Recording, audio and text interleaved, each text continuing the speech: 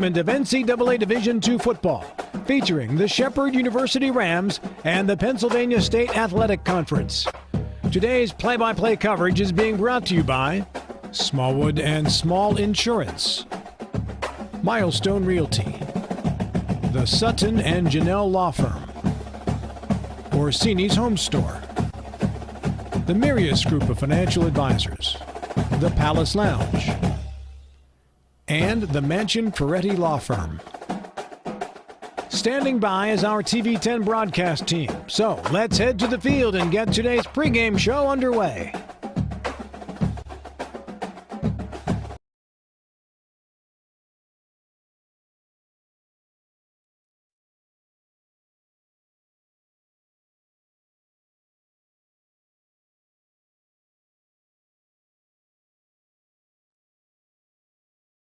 Interest rates and closing costs. The Mortgage Center is on Edwin Miller Boulevard in Martinsburg. Phone 304-267-9040. Or online at mortgagefinancing.com. NMLS number 237527, Equal Housing Lender.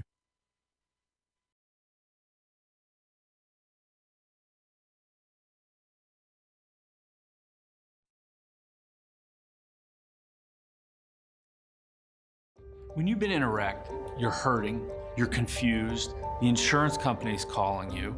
Insurance companies are not your friend. They have a duty to their shareholders, not to you. That's why you need to call us to make sure that you are maximizing what you are entitled to. We've recovered over $100 million for our clients. Every case is different, no result is guaranteed. But one thing's for sure, we'll treat you like family. W. Harley Miller Systems understands the need and desire for reliable and affordable smart home solutions. Secure your home with a security system and keep a close eye on your family. Automate your home with a Control4 system and have smart technology work as one. Set daily schedules to control your thermostats. Push a button and set the mood for dinner by dimming lights and playing music, or just sit back and enjoy a movie in your own home theater. Put decades of experience to work for you. Visit us at whmsystems.com or call 304-350-1931.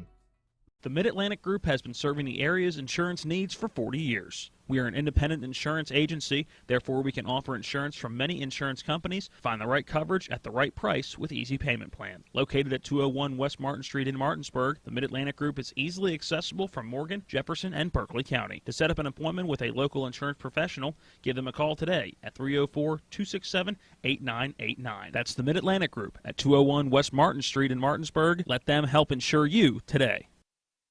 The Palace Lounge in Martinsburg offers hand-cut, locally sourced steaks, fresh seafood, and sandwiches with great daily specials like 75-cent wings all day Monday, prime rib on Tuesday, New York strip on Wednesday, and chef specials every Friday and Saturday. Ask for the lunch punch card and have lunch on the Palace Lounge on Edwin Miller Boulevard. And don't forget the Big Apple Lounge on Sater Drive in Inwood.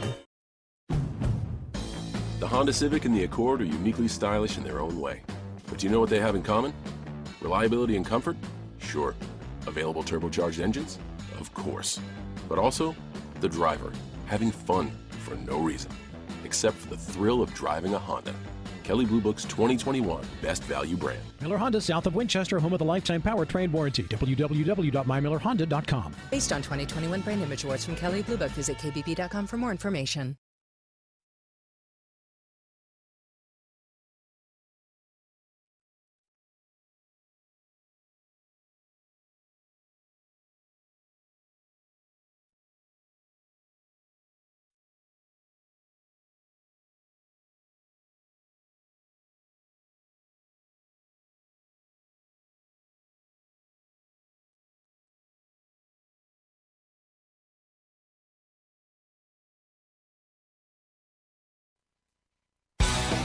Ollie's VIP Northside is the best local spot to catch all of your favorite high school, college, and pro sports, or to hang out with friends. Ollie's has a great beer and cocktail menu, along with a food menu that will blow you away. Ollie's offers multiple TVs to watch the game of your choice from anywhere at the bar, or their outdoor patio with cornhole and fire pit. So stop by and see for yourself today at 36 Veronica Drive in Martinsburg. That's Ollie's VIP Northside. We'll see you for the game. Looking to buy a home in the Eastern Panhandle? Having trouble getting your house sold? Then call Chris Ross and the Milestone Real Estate Group at Keller Williams. A Martinsburg High School graduate, Chris knows the local market, and he's proven it as the #1 real estate team in West Virginia in 2019. Milestone Real Estate Group at Keller Williams. Phone 304-579-7349 or go to callchrisross.com. Let's celebrate your real estate milestone together. If you're in an accident, the first thing that you have to do is call 911. You have to get medical care immediately. The next thing you need to do is call us.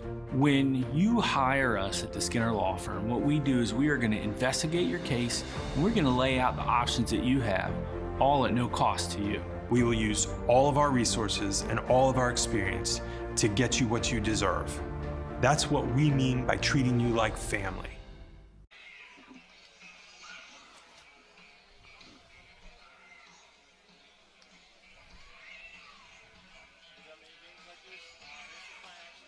Good morning, everyone, and welcome to the flagship city, Erie, Pennsylvania, as we get ready for PSAC football action on TV 10. Nick Verzolini joined by Travis Smith for Week 2 as the Shepherd University Rams, the number 12 Shepherd University Rams, take on the Gannon Golden Knights in the first game of the PSAC season for both teams.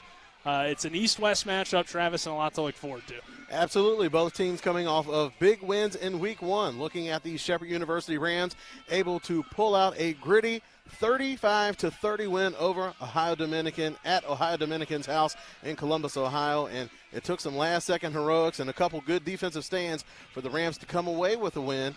Also, you look over at the Golden Knights, an overtime win to start the season going against Northwood University, a school out of Midland, Michigan. They were on the road, able to pull out a 28-21 overtime victory, and that was head coach for the Golden Knights, Eric Rayburns. That was his first game as head coach for the Golden Knights, and pretty good way to get it started if you're able to go out there and get that overtime victory, and the team comes in, their home opener, feeling pretty good about themselves, and two teams poised to really get after it today. Yeah, technically going back to the spring, back-to-back overtime wins for the Gannon Golden Knights, so a team that has prevailed in overtime recently, or somewhat recently, I guess. I mean, such a weird year at the spring season. But, you know, let's look back a little bit more at that Shepherd game, a 35-30 win, as you mentioned, Travis. And, I mean, that was a back-and-forth, really exciting Thursday night game that we had. Absolutely, and you saw Tyson Bagent prominently on display. You knew he had pretty much every individual accolade coming into the season, and he proved why in that game, going out there completing 26 of 37 of his passes for 346 yards, 4 touchdowns, and 1 interception late in the game. And to boot, he had a 52-yard punt in the game, and it was a critical time that he had to do that. It's not too often that he has to do the quick kick, but when he can, he's a guy that you can rely on. Also, another player that really stepped up for Shepherd in that first game was wide receiver Ryan Beach, a redshirt freshman, but really came through big time for the Rams. 11 catches, 129 yards, and 2 TDs. So he was really a spark that they needed because Shepherd's running game really ran kind of dry in that second and third quarters. It was really relying on the passing game, but the passing game was able to come through. Yeah, really just one big run in the game for Shepherd, a 63-yard Ronnie Brown touchdown. And one thing to be that's noteworthy here today, Travis, obviously Ty Hebron listed as probable. I heard from Coach McCook this week, and then also Chance Swartz is maybe questionable. I think he left the game early on with an injury, so running back might be getting some help today. Absolutely, and they're going to need it. Ronnie Brown was able to step in last week and provide that big run like you mentioned. He had 8 carries for 82 yards and a touchdown. Also had 4 catches for 59 yards. Not often that Ronnie Brown gets into the game. You could tell early on when they put him in, really wasn't quite sure where to line up, what his responsibilities were in the passing game. So when you have a young running back in the game, what do? You give him the ball so that way you're guaranteed to know what he's going to do with it when the ball's in his hands. And Ronnie Brown was able to come through and really provide that game-breaking touchdown at the end of the game. And on the Gannon side of things, you mentioned it, a 28-21 victory in overtime. And it was kind of an ugly game, though, for Gannon, especially through the air, completing less than 50% of their passes. Absolutely. That was Corey Curtis's debut with the Golden Knights. He went out, struggled. I won't say mightily. He did throw the game-winning touchdown pass, but he did have some struggles, only completing 47% of his passes, 3 touchdowns to 2 interceptions. He also aided 8 carries to 25 yards. But he's a guy, even though he's a young football player, a redshirt sophomore, It's kind of a journeyman so far here in this game of college football. It's a case of good news, bad news.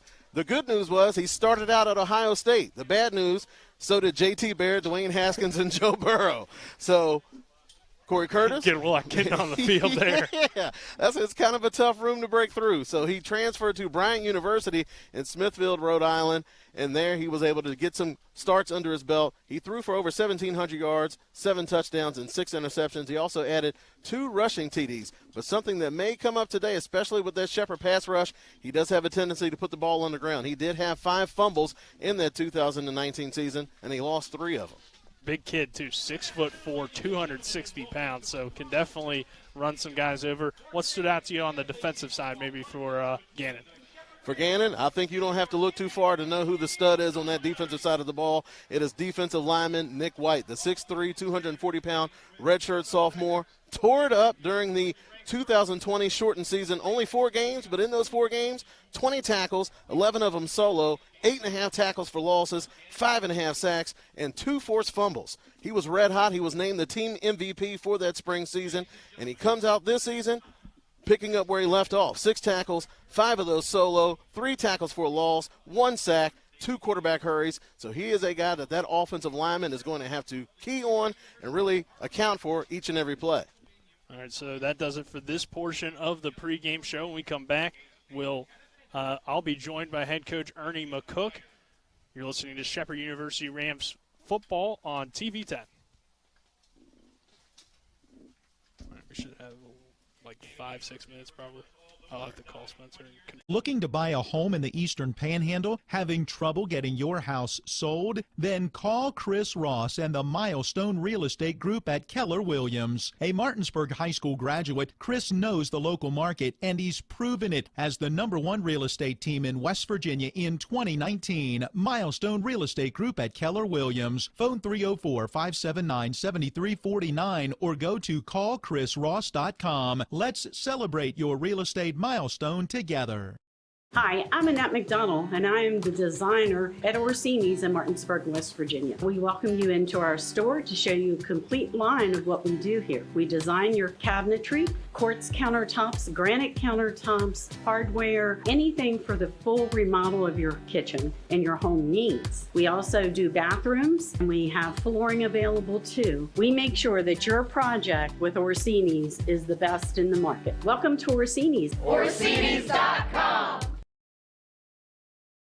I picked Shepherd University because I'm not just a number. One of the things that surprised me is how friendly everyone is. I like being able to walk down the street and have the professors recognize me by name. I'm constantly learning. But it also has taught me so much about myself and about what I want to do with my future. The location at Shepherd is amazing. Cities like Washington, D.C., Baltimore are only about an hour and a half away. You just got to see it. Once you see it, it just takes your heart. Welcome back to the W. Harley Miller Systems pregame show. This segment of the program brought to you by Parsons Ford. They became #1 by making you #1 first. Nick Verzolini now joined by head coach Ernie McCook. Coach, your team gets a 35-30 win over Ohio Dominican. What did you take away from that victory? I thought it was a great road win. I thought our guys showed tremendous grit, overcoming some adversity. We had some self-inflicted wounds, but I think the team stuck together and continued to battle for the entire 60 minutes. Defensively, you give up 30 points, but a lot of bright spots, I think, throughout the game. In particular, Kyle Smith with his 3 sacks. Your team isn't the biggest on defense, but definitely uses its size and or its speed to its advantage. Yeah, our defense is very relentless. They kind of get after you. They're well coached. They're always aligned right, and they want to get 11 hats to the ball. And I think Kyle epitomizes that kind of effort that we see from our entire defense. And then offensively, really didn't get the run game going as much as you probably would have liked to, but Tyson did a great job throwing it through the air. So sure. What's the key to get that running game going this week? Well, we have to get the O-line and the running backs in sync together, so we're kind of fitting up the runs the right way. And then that takes time, and we're working at it, and we're going to continue to grind it out on the run, and we're going to be just fine running the football throughout the season. A lot of people had questions about the wide receivers coming back because of losing some really good wide receivers, but I think Ryan Beach and Greg Leonard and those guys all showed that the passing attack should still be a big threat for your team this year. Absolutely, and I think we're going to start getting some other guys back off of injury, so I think that group is going to continue to improve, and it's nice to see the guys like Greg Leonard, Ryan Beach, and Jonathan Moss all step up. And our tight ends are great weapons as well. So running back wise, Chance Schwartz started the game. Did he get injured? Yes, he did. He got injured. It's nothing that's going to take him out for any significant time. He'll probably be ready this weekend. Then Ronnie Brown came in and stepped up and did a great job. Any update on Ty Hebron? Ty is right now, he's probable this weekend. All right. What do we have, or what are you looking forward to about this matchup this week? I think it's just going to be a chance for our team to go out and execute. We made a lot of mistakes in all three phases of our football game, and it's going to be fun to watch our kids correct those errors and play a more complete football game. Anything in particular stand out to you about this Gannon team? They're a hungry football team. They've won 2 back-to-back overtime football games, so they're trying. They've found a way to win. They expect to win, and I think it's going to be a tough matchup. All right, that does it for this portion of the pregame show. Brought to you by Parsons Ford. They became number one by making you number one first. We'll be back with more on the W. Harley Miller Systems pregame show. The Palace Lounge in Martinsburg offers hand-cut, locally sourced steaks, fresh seafood, and sandwiches with great daily specials like 75-cent wings all day Monday, prime rib on Tuesday, New York strip on Wednesday, and chef specials every Friday and Saturday. Ask for the lunch punch card and have lunch on the Palace Lounge on Edwin Miller Boulevard. And don't forget the Big Apple Lounge on Sater Drive in Inwood. Mayhem is everywhere. I'm your new bangs, and you can't stop staring at me. That's it. Just tilt the rearview mirror over here. And while you're checking me out more times than a library book, your car is wandering into that lane over there. More bangs? Neat. And if you've got cut rate insurance, you could be paying for this yourself. So get Allstate. Call Martinsburg Allstate agent Gary Kelly today at 304-263-4596.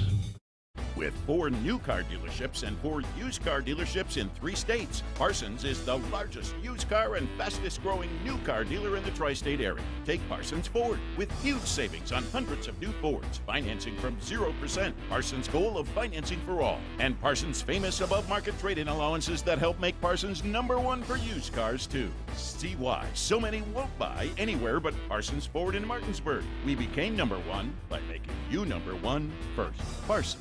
Ever try to collect on an insurance claim? Perhaps a homeowner's claim, auto accident, or fire. Insurance companies collect money from you for protection should something bad happen.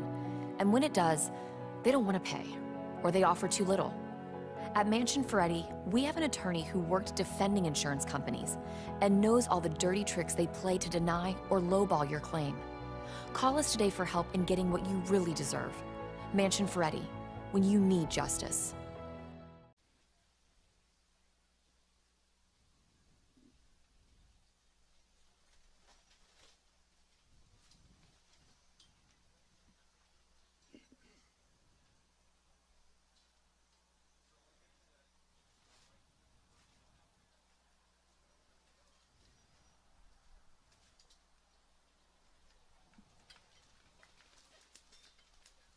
Welcome back to the W. Harley Miller Systems pregame show, brought to you by W. Harley Miller Systems, providing custom integration services like home and office automation, home theater, networking, audio, video distribution, and more. Phone 304-350-1931. And as we remember 9/11 here on the field and kind of continue to break down this matchup. Travis, obviously a huge one here in the PSAC. To get off to that 1-0 start is obviously very important, even though these two teams are in opposite divisions. Yes, I mean, you want to keep the momentum rolling. Both teams coming in off of a win. Both teams able to gut out a win on the road in tough, dramatic fashion. So you want to be able to build upon that. And both teams really have their work cut out for them today. So Shepherd really can't afford to overlook Gannon. You don't want to drop, like you said, game in the PSAC, and the same thing for the Gannon Golden Knights. So they have a younger quarterback for the Golden Knights that's really just trying to establish a rhythm, get used to working with the guys on the team, and then you look over on the Shepherd side of the ball where Tyson Bajan is the composer, really orchestrating the entire offense. So a lot of it is on his shoulders. So I think the key for Shepherd is going to try to get that running game going. That was something that they struggled with a little bit last week. And like we mentioned, Chance Schwartz dinged up in that first game, didn't do very well. Started out the game, 3 carries, 6 yards. He did have a fumble. But one thing you can look at, the silver lining, is that he's probably the only one on this Shepherd team that's gone head-to-head against Gannon. And the last time he did, he went for 15 carries, 125 yards, and 1 touchdown. So he is familiar with the Gannon Golden Knights, so that might be something that can help get that running game a little bit of traction for the Shepherd Rams. It is a new head coach, though, so a little bit different probably scheme-wise, but player-wise, probably a lot of guys back from that 2019 team, and that's a good point to make. As you know, these two teams, this is their first matchup, so not a whole lot of familiarity. Absolutely. So they're going to have to rely on basically on that one game tape, and that's not a lot to go on. So both teams really still have their whole bag of tricks at their disposal. So it's going to be key on the coaches to make those adjustments throughout the game. And it's not going to be something where they're just going to have to be able to wait until halftime to make those adjustments. It's something where they're going to have to make those adjustments from quarter to quarter, perhaps even series to series. So with that, we'll take another break here. On the other side of that break, we'll go in the huddle. I was joined by the Rams quarterback, Tyson Bajan. You're watching Shepherd University Rams football on TV 10 and YouTube.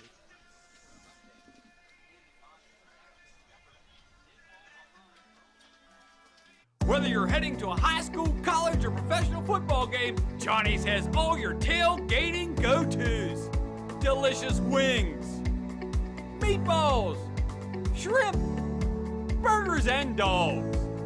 Plus, Johnny's has everything you need to serve it all up. Party trays, utensils, plates, cups, and more. Stop by either of our 2 great locations, 1456 Winchester Avenue in Martinsburg and Route 11 South in Chambersburg.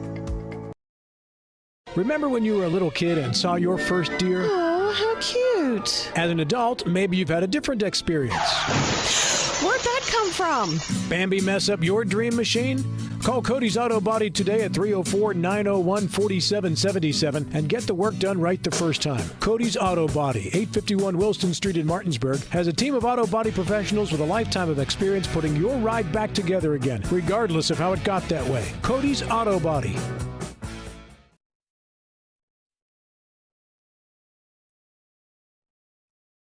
Welcome back to the W. Harley Miller Systems pregame show. We now go in the huddle with Rams quarterback Tyson Bajan. Tyson, there were some questions heading into the season about some of you guys at wide receiver because of losing so many big names from last year, but I think you guys proved that you have a lot of weapons this year still.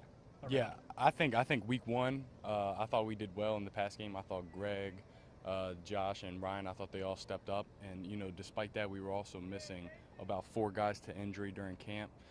All those guys are back week 2, so I think the coach did a great job of reloading from last year and kind of getting a little bit more than we had in the 2019 season.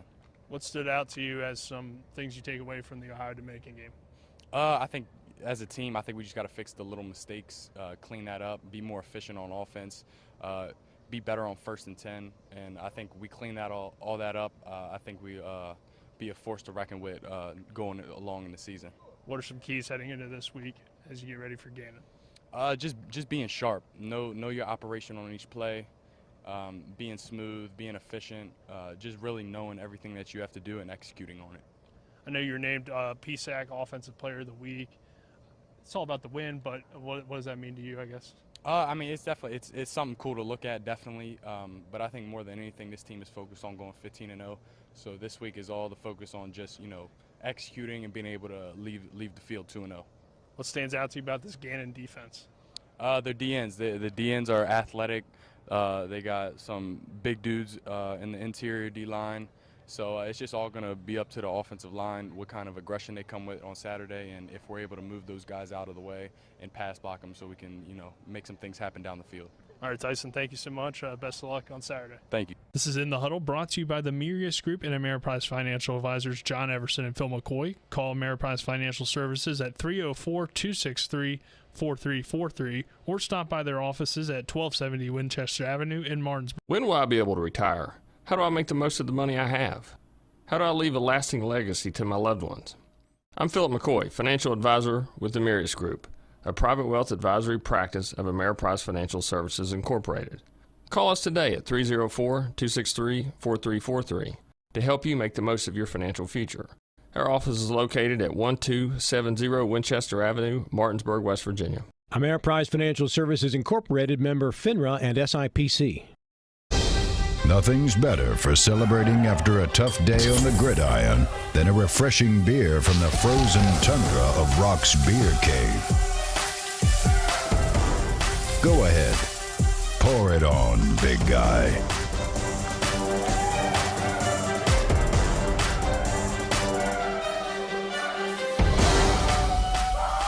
The beer was for after the game. Sorry, Coach. Cold beer. Get your Rock's cold beer.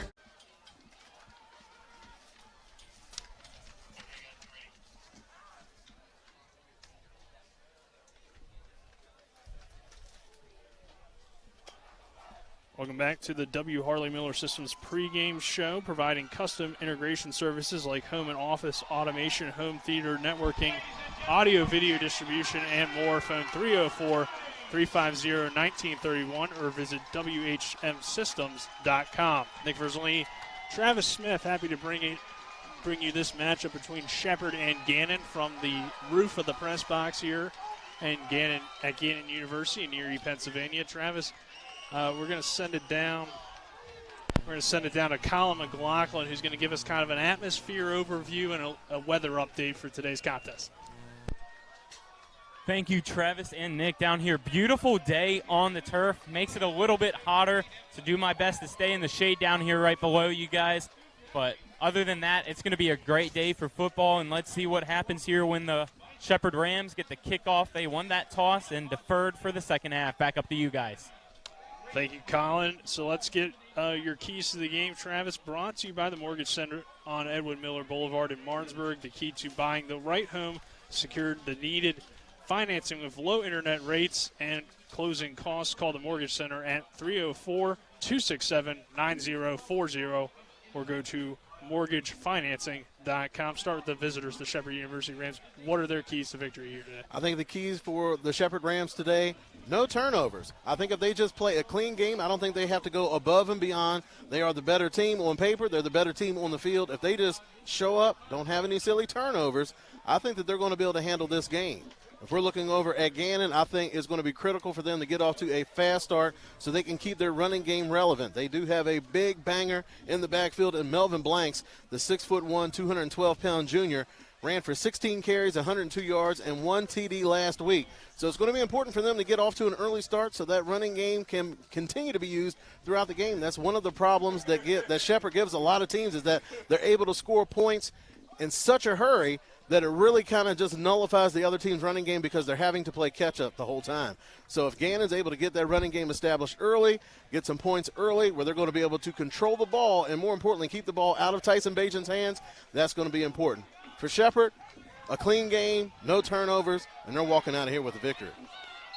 So Hayden August Scriven will kick it away for the Rams as we are just about ready to get started here from Gannon University. Nick Verzolini, Travis Smith, happy to have you with us. Matt Miller on camera, John Alderton, our on-site producer, Colin McLaughlin down on the sidelines, and Spencer Dupuis back in the studios in Martinsburg, keeping us on the air and online throughout this broadcast, as you can watch this game on TV 10 or on WRNR YouTube channel.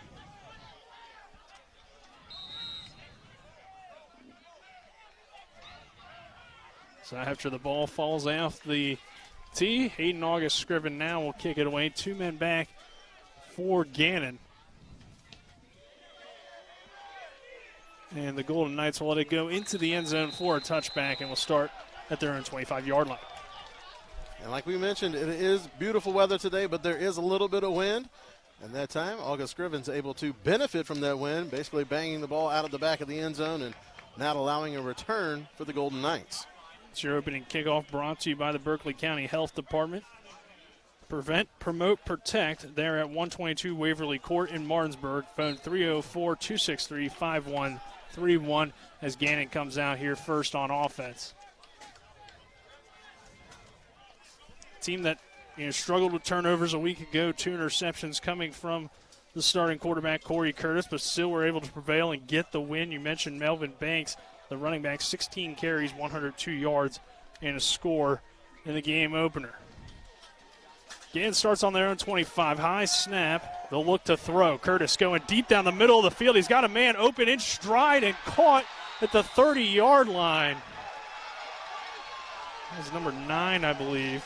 Number 4. Number 4, okay. Branson Stanley then on the reception. He had 2 catches a week ago, 2 receptions for 19 yards in the victory. And kind of an underthrown ball. If he hits him in stride, like I said, that's a touchdown. He's running away with that one, and the Shepherd secondary peeking in the backfield, biting on that play fake. And Ponce de Leon, not too often that he gives up big catches, but that time he was the victim. Corey Curtis, the former Ohio State quarterback, takes it in the gun, drop back, fire underneath, caught by Demarius Freeman Jr. for a short gain. Brings the ball inside the 30 to about the 27-yard line.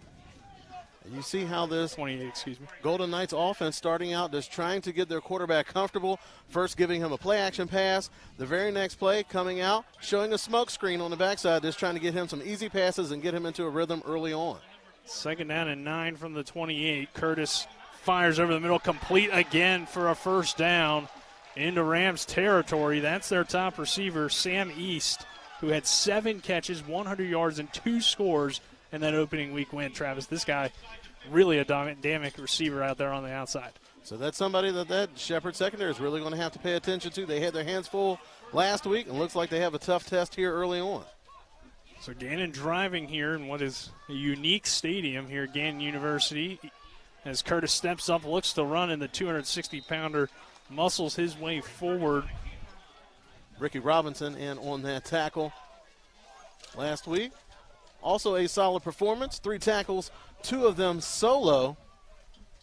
We mentioned a undersized unit up front for Shepherd, but early on in games they are particularly dangerous because they are extremely athletic and have tremendous range. Luckily for Shepherd, Gannon really isn't huge up front either, so both teams kind of have a similar style, especially on defense. As snap goes to Curtis, play action, looks to a wide open touchdown for Alex Whitaker to take the early 6-0 lead. And the Rams come out slow. The number 12 ranked Rams here on the road, already trailing 6-0 on the Whitaker score.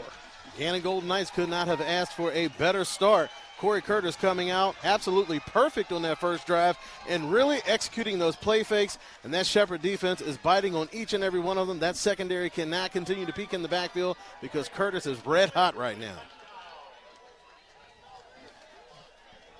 So the extra point is up and no good, as you saw that wind kind of carrying that ball. So 6-0, 13-18 to go in this first quarter of play. We'll be back in 60 seconds with more from Gannon University. Man. Didn't expect that. And that's what I'm saying. Whether you're heading to a high school, college, or professional football game, Johnny's has all your tailgating. Nothing's better for celebrating after a tough day on the gridiron than a refreshing beer from the frozen tundra of Rock's Beer Cave. Go ahead. Pour it on, big guy.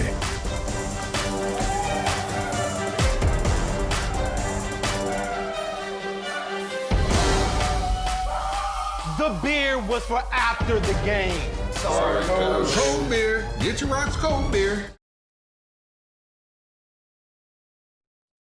With 4 new car dealerships and 4 used car dealerships in 3 states, Parsons is the largest used car and fastest growing new car dealer in the tri-state area. Take Parsons Ford with huge savings on hundreds of new Fords, financing from 0%. Parsons' goal of financing for all. And Parsons' famous above-market trade-in allowances that help make Parsons #1 for used cars, too. See why so many won't buy anywhere but Parsons Ford in Martinsburg. We became #1 by making you #1 first. Parsons. 5.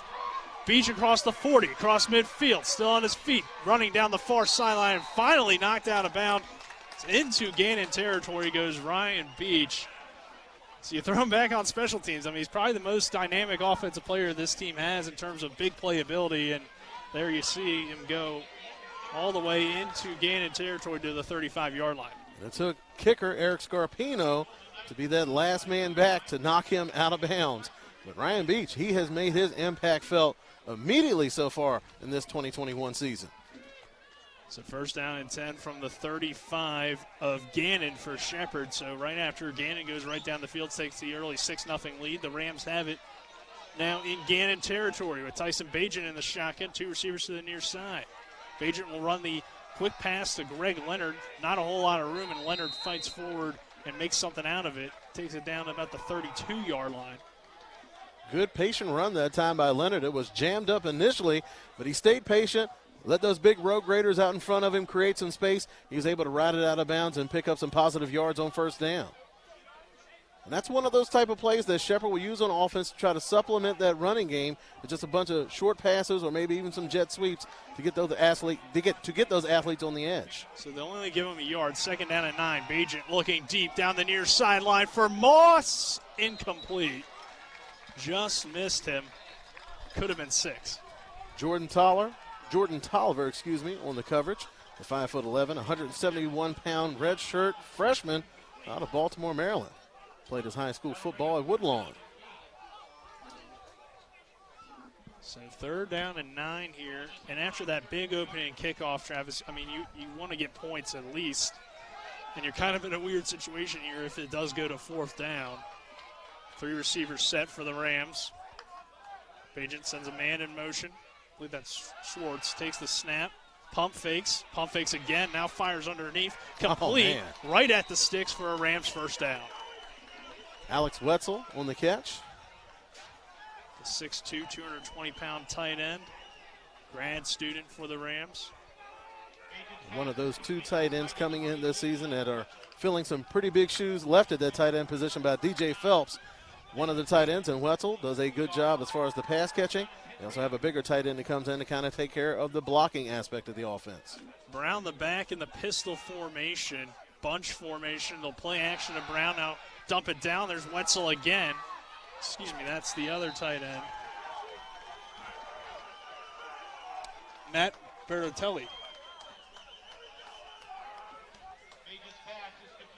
Kind of that H-back position. They have him listed as a tight end fullback.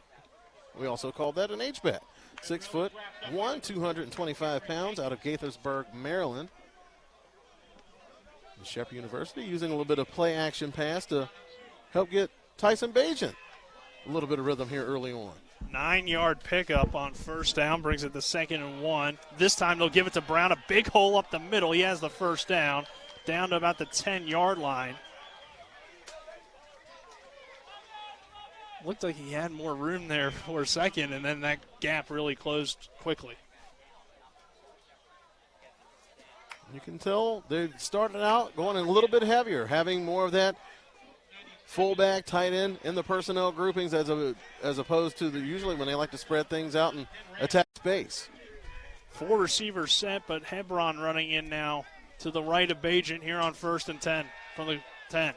Fires, end zone, touchdown Rams. That's Greg Leonard for 6. Just wide open. That's the same play they ran for Ryan Beach last week, which was a touchdown. Another quick one to tie this one up at 6. No safety over the middle of the field, and you know Tyson Bagent's going to go to that slant pass, puts it right on the money to go ahead and pull this Rams team to within 1. They do have the wind at their back, so they may not have as much trouble converting on this extra point as the Golden Knights did on their initial drive. Hayden August Scriven now on to attempt the extra point and give the Rams a 7-6 lead if he's able to convert it. Good snap, good hold. Kick is up and perfect. So 7-6, Shepherd, 11:08 to go in this first quarter. We're back in 60 seconds with more here on TV 10. Erie Insurance says here's to the grown-ups who move, mortgage, mow, and still bust a move. But does your home insurance still fit? Erie helps you protect the home you've grown into, all at fair prices that are often less than the other guys. So how do you find the right coverage? Magic. Nope. Local independent agents who get to know you like this. Your local Erie agent in Martinsburg is Smallwood & Small Insurance. Get a quote at smallwoodandsmall.com. Erie Insurance. Remember when you were a little kid and saw your first deer? Oh, how cute. As an adult, maybe you've had a different experience. Where'd that come from? Bambi mess up your dream machine? Call Cody's Auto Body today at 304-901-4777 and get the work done right the first time. Cody's Auto Body, 851 Wilston Street in Martinsburg, has a team of auto body professionals with a lifetime of experience putting your ride back together again, regardless of how it got that way. Cody's Auto Body. Oh, we're good. Welcome back to Gannon University. Rams leading 7-6, 11:08 to go in this first quarter. August Scriven with this squib kick, fielded at the 27-yard line by the up man. And that's where they'll start. That was 36, Dante Baxter. Good hands there. I mean, kind of a rough kick to handle. Those guys on kickoff return, not usually used to handling the ball if they're up towards the front line, but that time doing exactly what your coach wants you to do. You bat that ball down, cover it up, give your team some good field position, and let your offense take care of the rest.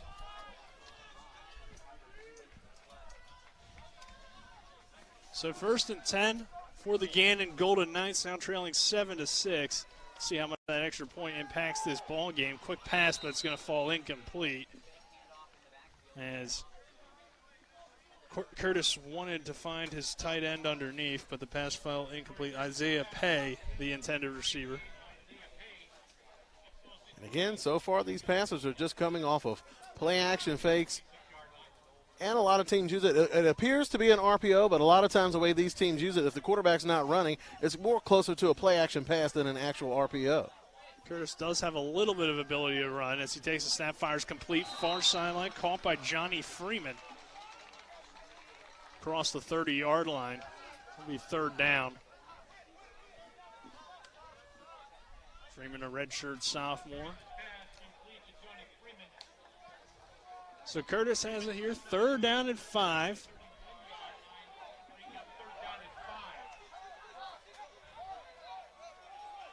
Trips to the near side, lone receiver up top. Curtis steps up in the pocket, looking to run, has pressure from behind, it is brought down. It won't be a sack, I don't believe, but great play there by Malik Holloway, the defensive end, with a nice tackle from behind. Was a 1-yard pickup, so no sack for Holloway, but a great play. We talked about Curtis's mobility. It's more of his ability to break tackles than what it is that sudden burst out of the backfield. So he may be able to roam around in the backfield and extend plays, even break tackles downfield. But if it comes down to a foot race, I really think that plays it to the advantage of that Rams defense. Like we said, very speedy in the front 7 and on the back end. Zane Lewis back deep for the Rams here on this 4th down and 3, they'll say. High kick. Lewis will wave up the hand for a fair catch. And the Rams will take over at their own 38-yard line. So, Travis, I mean, pretty good first drives for both teams, but here a chance for Shepherd to kind of separate itself after the defense comes out and gets a stop. And so far, we mentioned it a little bit earlier in the game, the wind has been a factor early on. Gannon was able to march right down the field, score that touchdown, missed the extra point. That time, their first time attempting a punt, it looks like it was going to go downfield and have a nice net on that one, but it gets hung up in the air, and you're setting up this Shepherd offense in really good field position on the 40-yard line. Yeah, it seems like the wind, especially going the direction Gannon is, as Beach catches it across the 40, across the 45 before being brought down.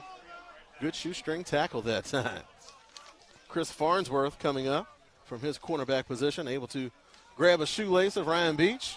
But the wind definitely seems to be kind of affecting the kicking game, going from our right down to the left side of the field.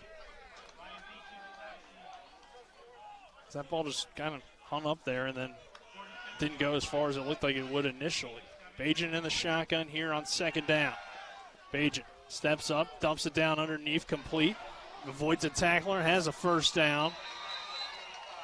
It's like Pulse with the reception. No, that's 87. 87, I'm sorry. Which would be Brian Walker, the other tight end. We there mentioned we him earlier. And he's been involved a little bit more in the passing game this year. Usually a bigger body. They try to use him in the run game, but this year, showing that he does have hands out of the backfield, able to make a player miss in space and pick up that first down with a run after catch. 1st and 10 for the Rams as the clock rolls under 9 minutes to go in this opening quarter. 7-6 Shepherd leads Gannon here in Erie. Bajan gives it to Ronnie Brown. A huge hole up the middle, and Brown lowers the shoulder across the 40-yard line, down inside to about the 36. Maybe about a yard shy of the first down. Nice run, though, by Ronnie Brown. That's vintage Shepherd football right there. Zone run plays right up the middle. And the offensive linemen for the Shepherd Rams, they're not big maulers. They're not going to blow people off the ball, but what they are good at, they're very athletic and they're very intelligent, and they're good at climbing up to the second level, covering up those linebackers and allowing those running backs to read those blocks and make cuts and get upfield. One thing we've seen a lot more in this game is these kind of power formations. Michael McCook getting more playing time at fullback. Brian Walker, the bigger tight end, getting in there as well as we have second down here, second and about 2. Bajan, quick pass, Beach, near sideline, wide open across the 30. Beach cuts it inside the 25-yard line. I mean, if they're going to give Shepherd these little dump downs, they'll hit that all day, especially with guys like Ryan Beach and Greg Leonard. He's such a threat on the outside, and it's really you got to press him. Yeah, and it's really case, but you got to pick your poison, because even if you press him, you're still going to be exposed on the back end. So it's almost, you really have to play. You have to double team him. You have to have somebody up on him on the line. You have to have somebody playing over top of him back deep, and that's going to leave you in one-on-one coverage with the rest of these Shepherd wide receivers, and that's a tough matchup for anybody. Ebron in the backfield here on 1st down and 10. Bajan takes the snap. He looks to the right, now looks back to his left. Rolls to the right, now finds a wide open man, but overthrew it. Intended for Jonathan Moss, who, I mean, that kind of looked like Madden. When the play starts to break down, you just kind of delay a little bit and somebody comes open, but didn't quite work out as Bajan just missed Moss, who might have been able to get in there. That was a throw I believe Bajan would like to have back. You never want to be rolling out to your right and throwing back across your body into the teeth of the defense. And it looked like he had a lot of green space over here on the right side. Surprised he didn't pull it down and run it himself. That's not what he's known for, but he's a young athletic quarterback, and he can scramble and pick up some yards when he has to. A lot of changes in formation. Michael McCook is lined up outside, the fullback. You don't see that very often. Stacked to the right here. One receiver all by himself out to the left. They're going to look for that one-on-one to Jonathan Moss. It's complete inside the 20. Moss makes a nice move, cuts it up inside the 15, and downs about the 10-yard line. That's a really good play design. Absolutely. Moss breaks outside, stumbles a little bit on his break, but he's able to gather himself, make the catch, and then cut back inside and pick up those yards. And that's what they wanted when they brought him in out of Murray State, the grad student coming here to really show what he can do in this Shepherd offense. Yeah, it was a weird formation, and you pretty much knew like Shepherd had to be going if they threw to that one-on-one matchup. Ebron in the backfield here. Now he goes in motion out to the outside. A lot of different formations for Shepherd. Bajan alone now in the shotgun. Gannon kind of showing blitz here. Too high safety. Look like they're going to try. And a flat. A little bit too much going on. Say delay a game. Yep. So that will go against the Rams. And during that shift, you saw how that Gannon defense had to adjust, giving that too high safety look and leaving the middle of the field exposed. That's kind of what hurt them on that last drive when they were able to hit that slant over the middle. So right now, Shepherd trying to formation them into a position where they're able to attack over the middle. Bajan again in the gun. He's got Leonard one-on-one to the outside. Polson Beach here to the near side here on 1st down and 15. Bajan fires underneath, caught by Pulse. He gets it down inside the 10, lowers his shoulder and runs over a man, getting by Trey Baker, the inside linebacker. Pulse, one of the bigger wide receivers on this Rams team at 6'3", 205 pounds, so he's able to use his body to shield the ball away from the defender, and also able to break some tackles and pick up some yards after the catch. 2nd and 8, or 2nd and goal from the 8, I should say, after the second 7-yard pickup. Bajent now with 3 receivers to the far side. Wenzel one-on-one here to the near side. Could maybe look that way for the big tight end. Bajent takes the snap. He's looking left. Fires no one home. Looked like a miscommunication, or maybe he thought Ryan Beach was being held up and was trying to get a penalty. That time, Gannon not messing around.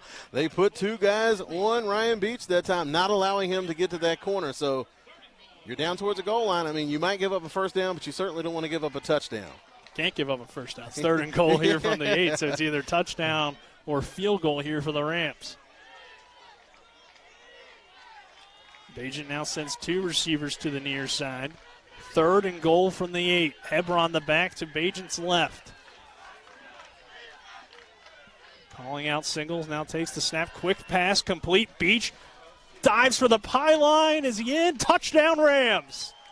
Ryan Beach using his athleticism to beat a man on the outside and dive out. He's listed at 5'6", folks. But I'm not sure if he's even that after meeting him this week, and he used all 5'6" of them to get that touchdown.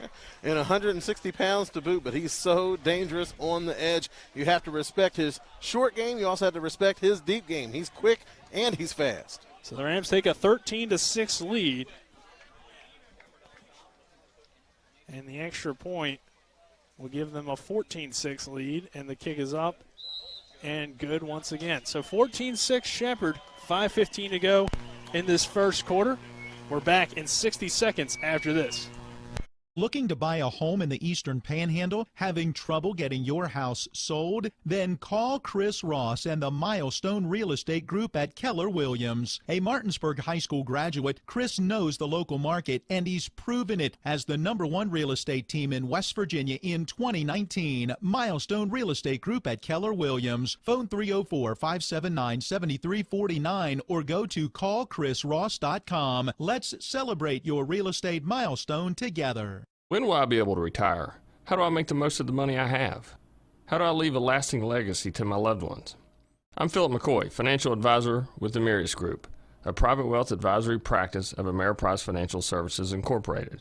Call us today at 304-263-4343 to help you make the most of your financial future. Our office is located at 1270 Winchester Avenue, Martinsburg, West Virginia. Ameriprise Financial Services Incorporated, member FINRA and SIPC.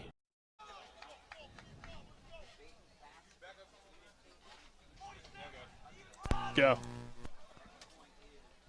Welcome back to Gannon University. Shepherd leading now 14-6, the number 12 ranked Shepherd University Rams. Nick Verzolini, Travis Smith, happy to have you with us for Rams football. August Scriven's kickoff is going to go into the end zone for a touchback. So, Travis, kind of an important time here, I think, for Gannon to answer, even though it is only a 14-6 game. I mean, it seems like early on the Rams can go just right down the field. And this is something where it's going to take that running game it's going to take it out of relevance for Gannon if they're not able to put something together, because Shepherd, you can tell right now, they're coming out, hitting on all cylinders. The running game's working, the passing game's working, and they're putting points on the board. And that's something that this Shepherd team is able to do. This defense is built to protect leads. This offense is designed to get those leads for them. So it's a team that's really designed to be a front runner, and if you happen to fall behind, playing catch-up is going to catch up with you. We haven't seen much running from Melvin Banks, who had 16 carries a week ago. He's in the backfield here, and they'll give it to Banks up the middle, and he gets stuffed. Finds a little bit of room. High snap that time really kind of slowed things down on that play. Banks having to wait, and Matt Badarski coming up with the big tackle, the 6'2", 270-pound redshirt freshman out of Martinsburg, West Virginia. Yep, there you go, Martinsburg graduate there. So 1 yard pickup, 2nd and 9 for the Golden Knights offense. Curtis in the shotgun again. High snap. These snaps have been really bad all game. Banks running forward, fighting across the 30 to about the 31. Have you noticed that too? I mean, it seems like they're wobbly and high almost all game. And what happens when you have, it seems to be an injured Ram on the field. Looks like that is Ponce de Leon. A bit shaken up, but he's able to walk off the field under his own power. But a little bit more on those high snaps. When you have a team that's relying on those RPO fakes and a lot of play fakes in the backfield, that means that ball has to be down. You want to kind of play of a shell game in the backfield where the defense isn't able to key on the ball and they're having to guess, and you're hoping that they're going to guess wrong. But when that snap comes in high, it throws off the timing of the play, and any offense needs timing. Curtis in the gun here. You mentioned those high snaps. You know, both of us played center in high school. I'll go to you, I guess. There's another high snap here. Curtis steps up, looks underneath, complete to East, and East just falls out of bounds. A flag comes flying in. What a throw by the official there. But is there anything, you know, because you coach too, so I'll go to you. Is there anything that you think you can do about high snaps to kind of get back in that regular rhythm? Well, it's tough because it's such a mental part of the game for a center. So it almost has to be something where you get him in a calm mental space and getting back into that repetition. Something that causes that ball to go high is when the center is holding on the ball a little bit too long. The longer you hold on to the ball, the higher that arc is going to be. So he needs to have a bit quicker release. Maybe he's a bit concerned about the weather. Also, it's incumbent on the quarterback to talk to his center. Let him know how those snaps are coming back each and every play so he can make those small adjustments where he's not having to guess every time. And another thing, sometimes that means that you have a tough guy lined up over top of your center if that center snaps start getting a little bit wonky. So maybe a couple of things that he needs to fix, but fix it, that's what they're going to have to do. 3rd and long. It's a pretty tough guy lined up against him right now, and Jawan Addison. Yeah. I certainly wouldn't want to be in that situation. And, yeah, another penalty here is Gannon going in the wrong direction. They had an offensive pass interference, and now a false start. 3:52 to go in this opening quarter. 14-6, Shepherd leading Gannon here as Gannon backed up to its own 11-yard line. And Kyle Smith, the defensive end for Shepherd, making those offensive linemen nervous. He's a player that can provide a lot of pressure off the edge. 3 sacks a week ago, and Smith chasing again from behind. A nice throw over the middle almost, but nearly intercepted by Antonio Fox, and it is incomplete. Kind of that same thing, throwing across your body. So it'll be 4th and 25 here, and Gannon obviously will punt. Curtis wasn't shy about throwing the ball, but the wide receiver was a little bit shy in trying to catch the ball. He could feel Antonio Fox breathing down his neck, and a little bit of alligator arm action on that one. Didn't want to go up and get that ball in traffic. I don't blame him. Yeah, Fox was right there. It looked like he was almost going to get an interception on the play as well. So Gannon will kick it away. Yeah. Gonstert back deep, and he'll let that ball go out of bounds at the 39-yard line. So that's where Shepherd will take over here, Travis, with 3:30 to go in this opening quarter, down 14-6. And Isaac West having some struggles here early on in the game. Last week had a big game for the Golden Knights. Had 5 punts for 201 yards, averaging just over 40 yards per punt. Had one of those going inside the 20. Now, he's not a big boomer. He is a guy that is good at directional kicks and pinning teams inside of the 20. Back in 2019, had 12 punts go inside the 20. So not the guy that's going to flip the field for you, but he can do a good job as far as directional punts and not allowing a return. What was that, a 28-yard punt? But that one, yeah, that one's going to hurt your average. Bagent looking deep down the near sideline and caught down to the 11-yard line. And that is Gontchark again. He was back on the return. His first catch of the season. A flag does come in late. It looks like they're just going to wave it off. The official just maybe dropped his flag here on the sideline. Maybe it fell off of his belt buckle. But Gontchark did a good job of adjusting to the route. Looked like it was designed to be a go down the sidelines. Bajan turns it into a back shoulder fade type of pass, and Gontchark able to adjust to the ball in the air, position his body, make the catch. Bajan in the gun with Brown to his left, sending McCook in motion. He'll give it to Brown. Brown running right. and stuffed. First man there, I believe, was Jordan Tolliver. That time we talked about it, Shepherd likes to use that zone running scheme. And you're just allowing your offensive lineman to try to get downfield, get on those linebackers, and giving your running back the opportunity to kind of read and adjust to what the defense is showing him. That time, Ronnie Brown, and those type of plays, the only wrong decision you can make is being indecisive. And that time, Ronnie Brown, a little bit indecisive on trying to just put a foot in the ground and get up in the hole. Coming up on 2 minutes play in this opening quarter, 14-6, the Rams leading. And in the red zone once again, Bagent looks to throw quickly. Back shoulder throw, touchdown Rams. It's caught by the tight end. That is Walker for 6. Brian Walker is reinventing himself this year, not just the designated pass blocker. He's going out catching passes, and he's a big body. He's going down there 6'5", 240 pounds, so that's going to provide a difficult matchup for a defense to try to match up with somebody that has that type of size, and also showing some nice athleticism and versatility. Now he's going out there for the long snap. He's going to do it all on this drive. Don't see that very often. No. A guy that gets significant playing time being your long snapper and second-string tight end. But Brian Walker on a beautiful back shoulder throw gets a touchdown.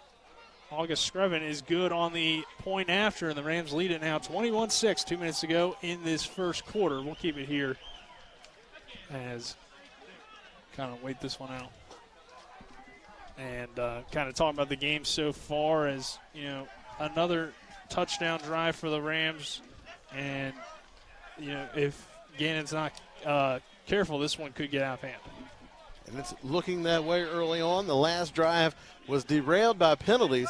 You're lined up against that Rams defense, and you're lined up at 3rd and long, and those defensive ends can just pin their ears back and get after the quarterback. That is not the position you want to be in. It's critical to get good yards on first down so you have manageable 2nd and 3rd downs, and you're not going to be boxed into predictable situations as far as being you have to pass.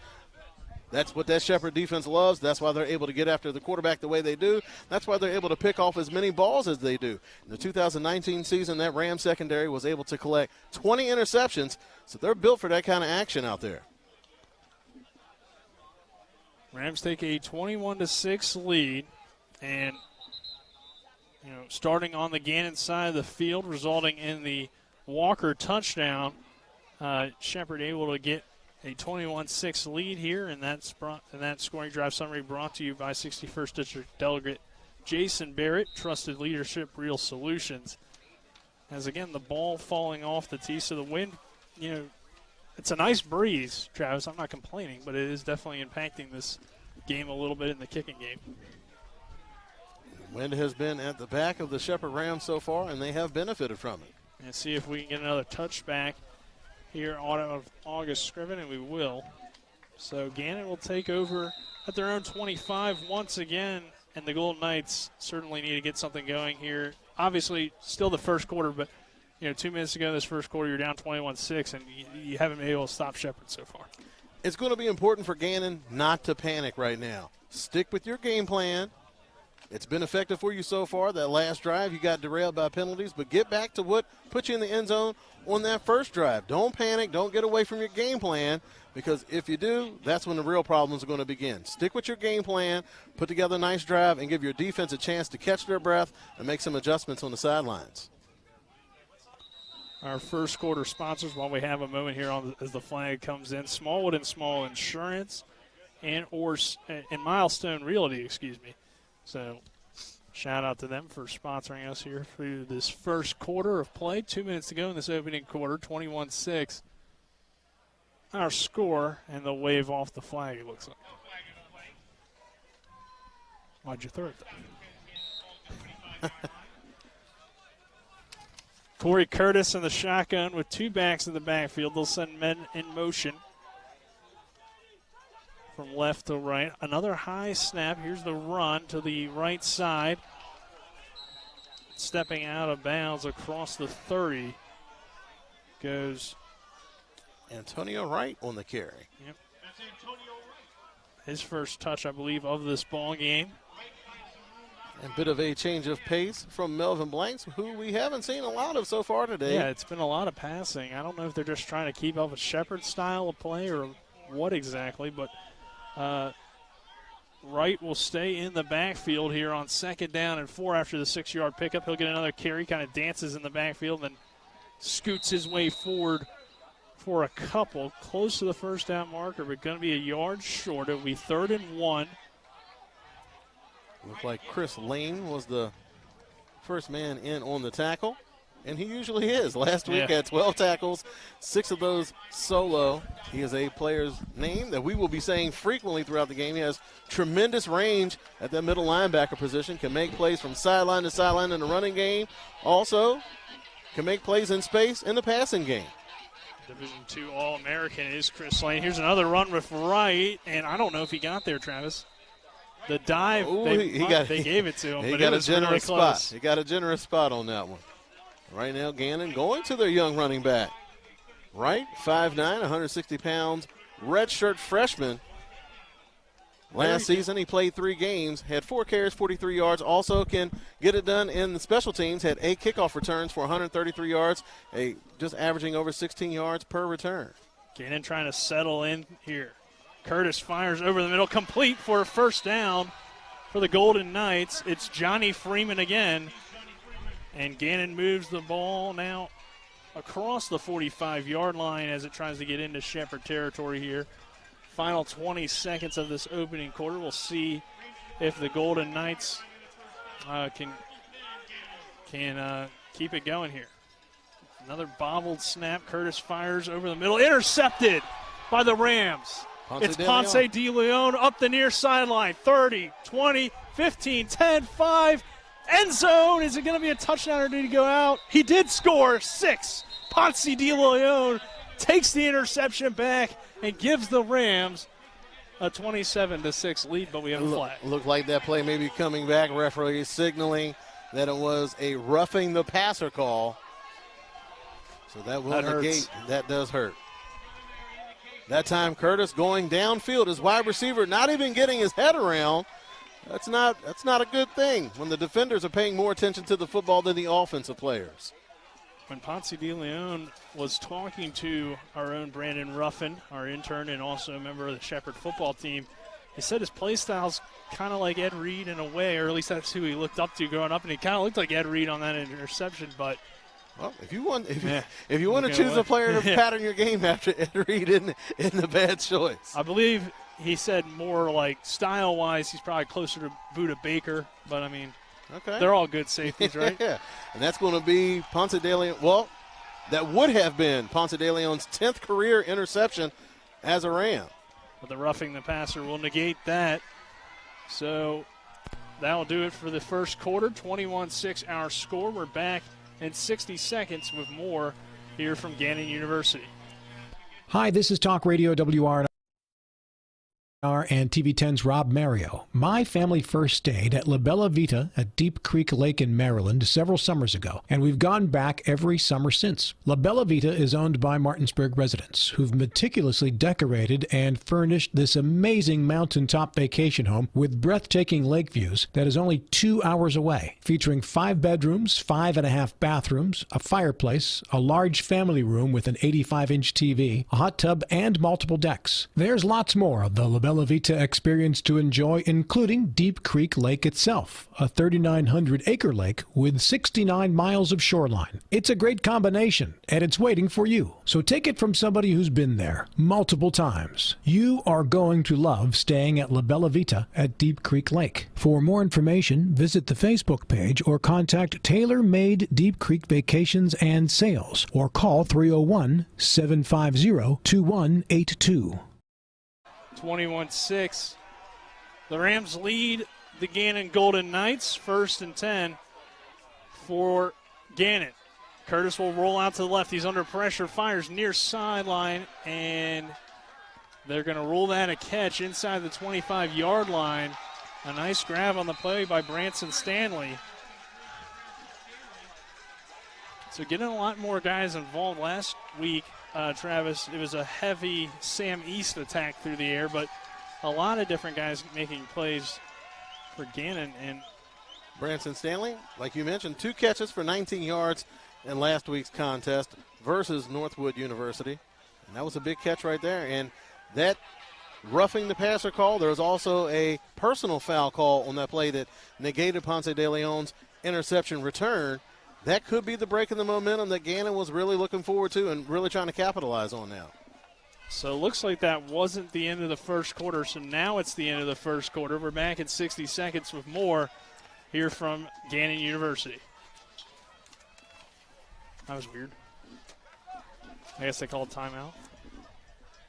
Yeah. There's nothing like spending a week at the lake. In my experience, La Bella Vita at Deep Creek Lake is the perfect getaway. Owned by Martinsburg residents, it's only 2 hours away. Whether it's lounging on the spacious deck with amazing views or relaxing in the hot tub, it just doesn't get better than La Bella Vita. With plenty of space for family and friends, this 5-bedroom, 5.5-bathroom home is the perfect luxury mountaintop retreat. Inside, you'll find an extremely well-furnished home that features 2 master bedrooms, an 85-inch TV for everybody, and a fully accessible kitchen and dining area, with everything your entire family will need. Our family enjoyed roasting s'mores at the fire pit in the evenings, and by day, exploring much of the 3,900 acres that makes up Deep Creek Lake. The community has several excellent restaurants and lots of family-friendly activities, and they're all just a short distance away. For more information, visit the Facebook page or contact Tailor-Made Deep Creek Vacations and Sales at 301-750-2182.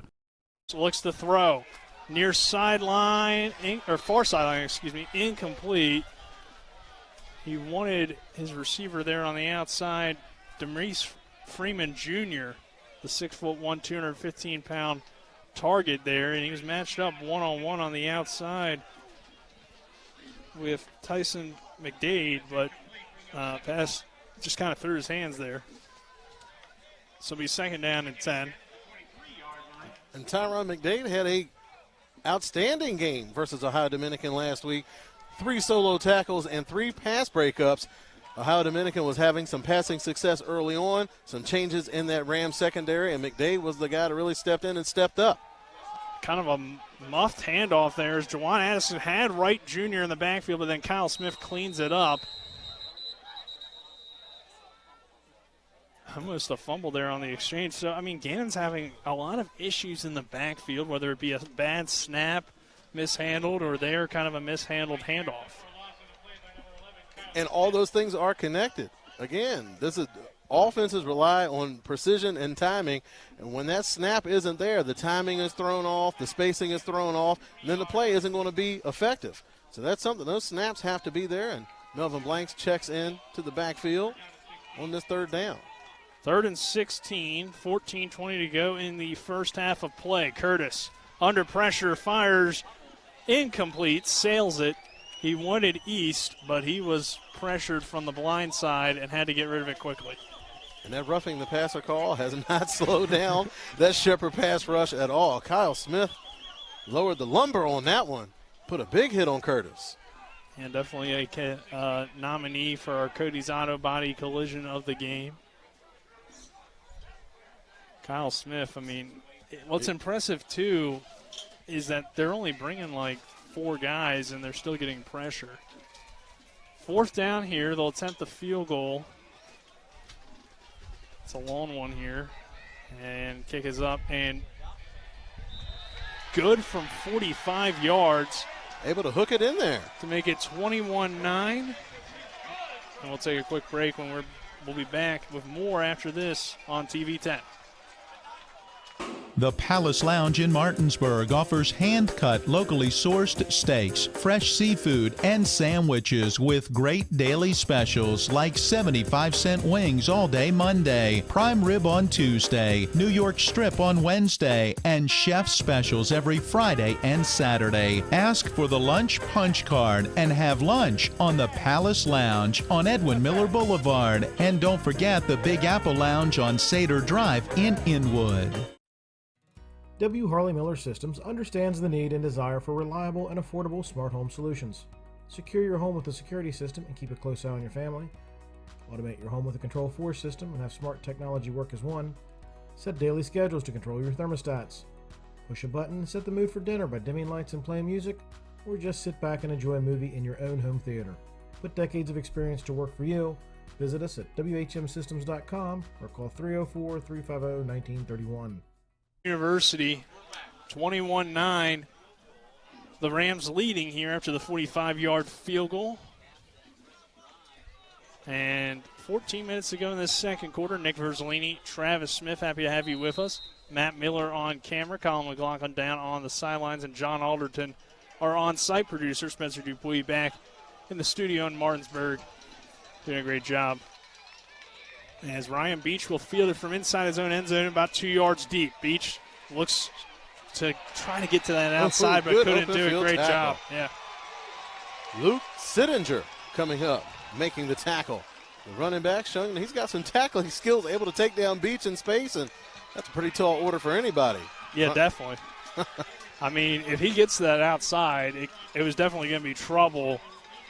Kind of question that decision. You got to think that's really a well, you give guys that have that type of ability, right. You give them a little bit more leeway in deciding to pull that ball out. But that's a lot of energy on that back end for Shepherd with Ronnie Brown and Ryan Beach back there. Both of those guys can provide a spark anytime they touch the ball. Gannon kind of getting a spark from that nice tackle and having Shepherd backed up on its own 18. Play action, quick pass over the middle, wide open, Jonathan Moss across the 40. Down inside midfield, down at about the 46-yard line. That takes all the momentum Gannon had for about a second out of the building. Well, I don't think we're outside, but out of the stadium, I should say. Moss able to get inside leverage on that play, and just a tremendous play fake that time by Tyson Bajan, really sucking those defenders in. That's going to freeze those linebackers. And when that wide receiver is able to make that head fake outside, then break back inside, there's really nobody left inside to make a play on the ball. And Tyson Bajan was able to deliver a strike right down the middle. Murray State graduate student is really stepping in and making his presence felt here in today's game. First down and 10 from the 47. Bajan in the pistol, and he'll call a timeout. So with 13-17 to go in this first half of play, with the Rams leading 21-6, or 21-9, excuse me, we'll be back in 60 seconds after this break from Gannon University. A reputation for caring, a legacy of service. At Brown Funeral Homes and Cremations, it's been our story since 1880. A family-owned business, we support the needs and wishes of families. We offer traditional services, as well as many options for cremation, customized remembrances, and pre-planning. Brown Funeral Homes and Cremations retains its family atmosphere and stays true to its roots. Contact us for advanced planning, or at your time of loss. We're here when you need us. Erie Insurance says here's to the grown-ups who move, mortgage, mow, and still bust a move. But does your home insurance still fit? Erie helps you protect the home you've grown into, all at fair prices that are often less than the other guys. So how do you find the right coverage? Magic. Nope. Local independent agents who get to know you like this. Your local Erie agent in Martinsburg is Smallwood & Small Insurance. Get a quote at smallwoodandsmall.com. Erie Insurance. To Gannon University.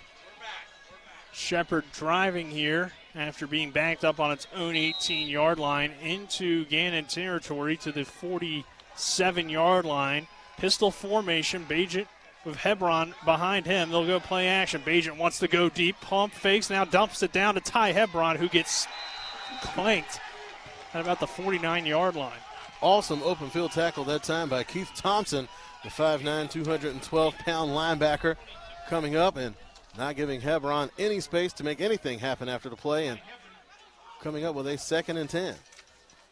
Yeah, definitely a nominee there for our Cody's Bondo Shop collision of the game. They're located at 851 Wilson Street in Martinsburg, family-owned, offering superior customer service and great pricing for a job done by experienced certified technicians. Phone 304-901-4777 or visit their Facebook page. Ball comes out, fumble, and I think Shepherd got it back. Yeah. Was kind of rolling around out there, but luckily the Rams were able to pick it up. I think that was Ryan Beach picking it up, and it results in a positive play, Travis, after all that. Ty Hebron has had his struggles holding on to the football. One of the reasons that Deontay Glover was able to crack into that starting lineup last year was because of the struggles that Hebron had holding on to the ball in that first game of the season. You're running through traffic, just 2 hands on the ball, nothing fancy. And again, Ryan Beach making his impact felt. It's almost like there's several of them on the field. It's more than just one Ryan Beach playing. That's what it seems like. I can kind of see that. You're 3rd down and 7. Bagent takes the snap, finds Ryan Beach, your boy. 1st down and 10 inside the 30. Beach still on his feet. It's a nice block from Brian Walker, but they're going to flag it as he goes all the way down inside the 15-yard line. They're going to say that's a blindside block. I don't know about that. He's in front of the guy. Brian Walker just laid a wicked block out there on the field. You don't want to see anybody get hurt. I don't see how that's blindside. They're both running towards the ball carrier. I know it's a point of emphasis for safety in the game. You don't want to see anybody getting hurt. But football is a physical, aggressive game, and sometimes there are going to be some hard hits out there. Yeah. It might be because it's a helmet-to-helmet or shoulder-to-helmet hit. I don't know. Nigel Reddick, the man that was injured on the play, does get up and walk off on his own power, but he'll definitely at least get checked out for a concussion here, as that was a big hit by Walker. Hate to see penalties on plays like that. That was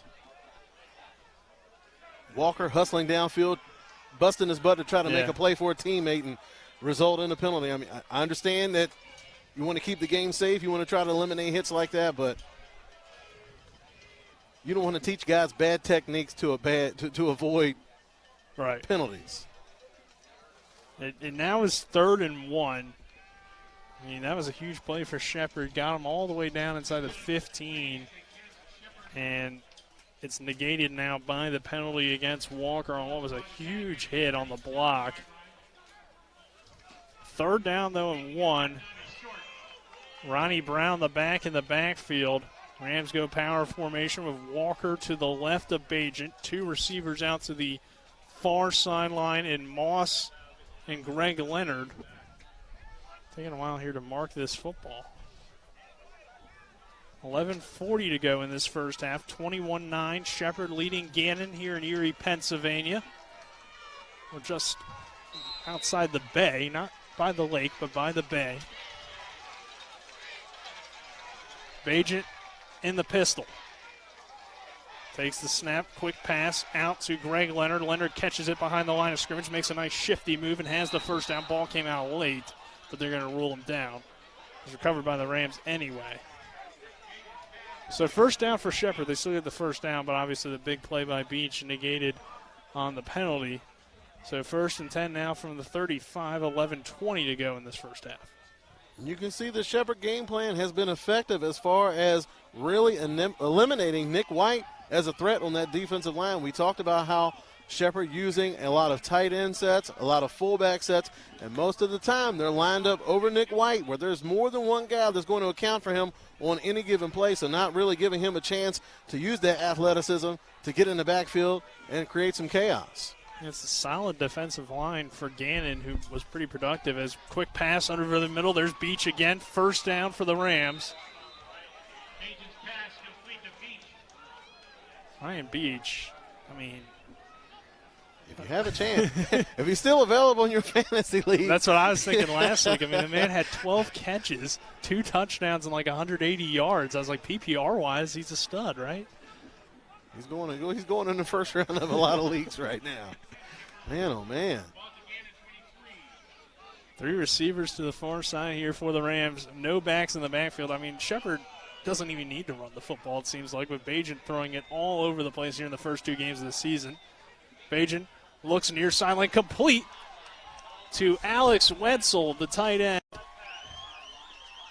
Wetzel inside the 10-yard line, hauling on in the catch on the far side. Wetzel looked a little surprised that pass came his way. When he came out of that break, it was kind of jogging out of the break. Once he saw the ball, oh, it's coming to me. And he was able to pick it back up and able to make the catch that time. But when you have a quarterback like Tyson Bagent, everybody has a chance to get the ball, and that's what makes it exciting for all those wide receivers, because you know you have a guy in the backfield that's going to be able to get you the ball. So all your job is run your route to perfection, and that ball is going to be Johnny on the spot. 1st and goal from the 5.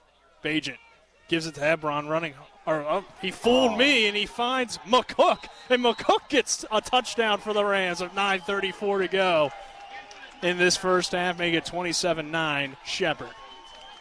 And again, the play fakes have just been money for the Shepherd Rams so far today. Tyson Bajan riding that running back, coming across, giving him that zone look to the defense. It's going to freeze those linebackers. They have to respect that down, especially that close to the goal line. And McCook able to slip out of the back door. And not too often that the big fullback gets the reward for the touchdown, but McCook He's been able working to punch hard. Yeah, he's working hard. You got to give him the ball. The coach's son gets a touchdown here with 9:34 to go. Michael McCook, the fullback / tight end. Point after good. 28-9 Rams, 9:34 to go. This is Shepherd University Rams football on TV 10.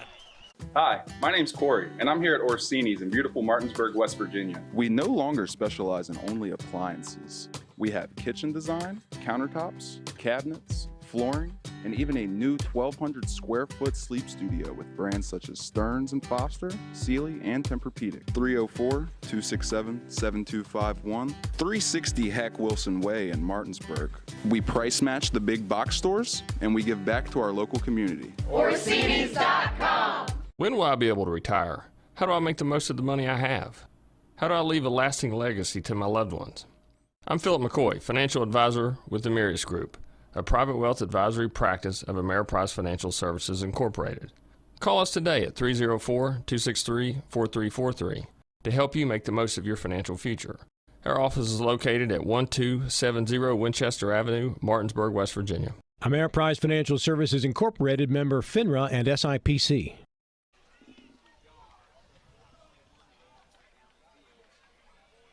Welcome back to Gannon University here in Erie, Pennsylvania. PSAC matchup between Shepherd and Gannon. Nick Verzolini, Travis Smith, happy to have you with us. Colin McLaughlin down on the sideline. Ball, something new here. Travis falls off the tee.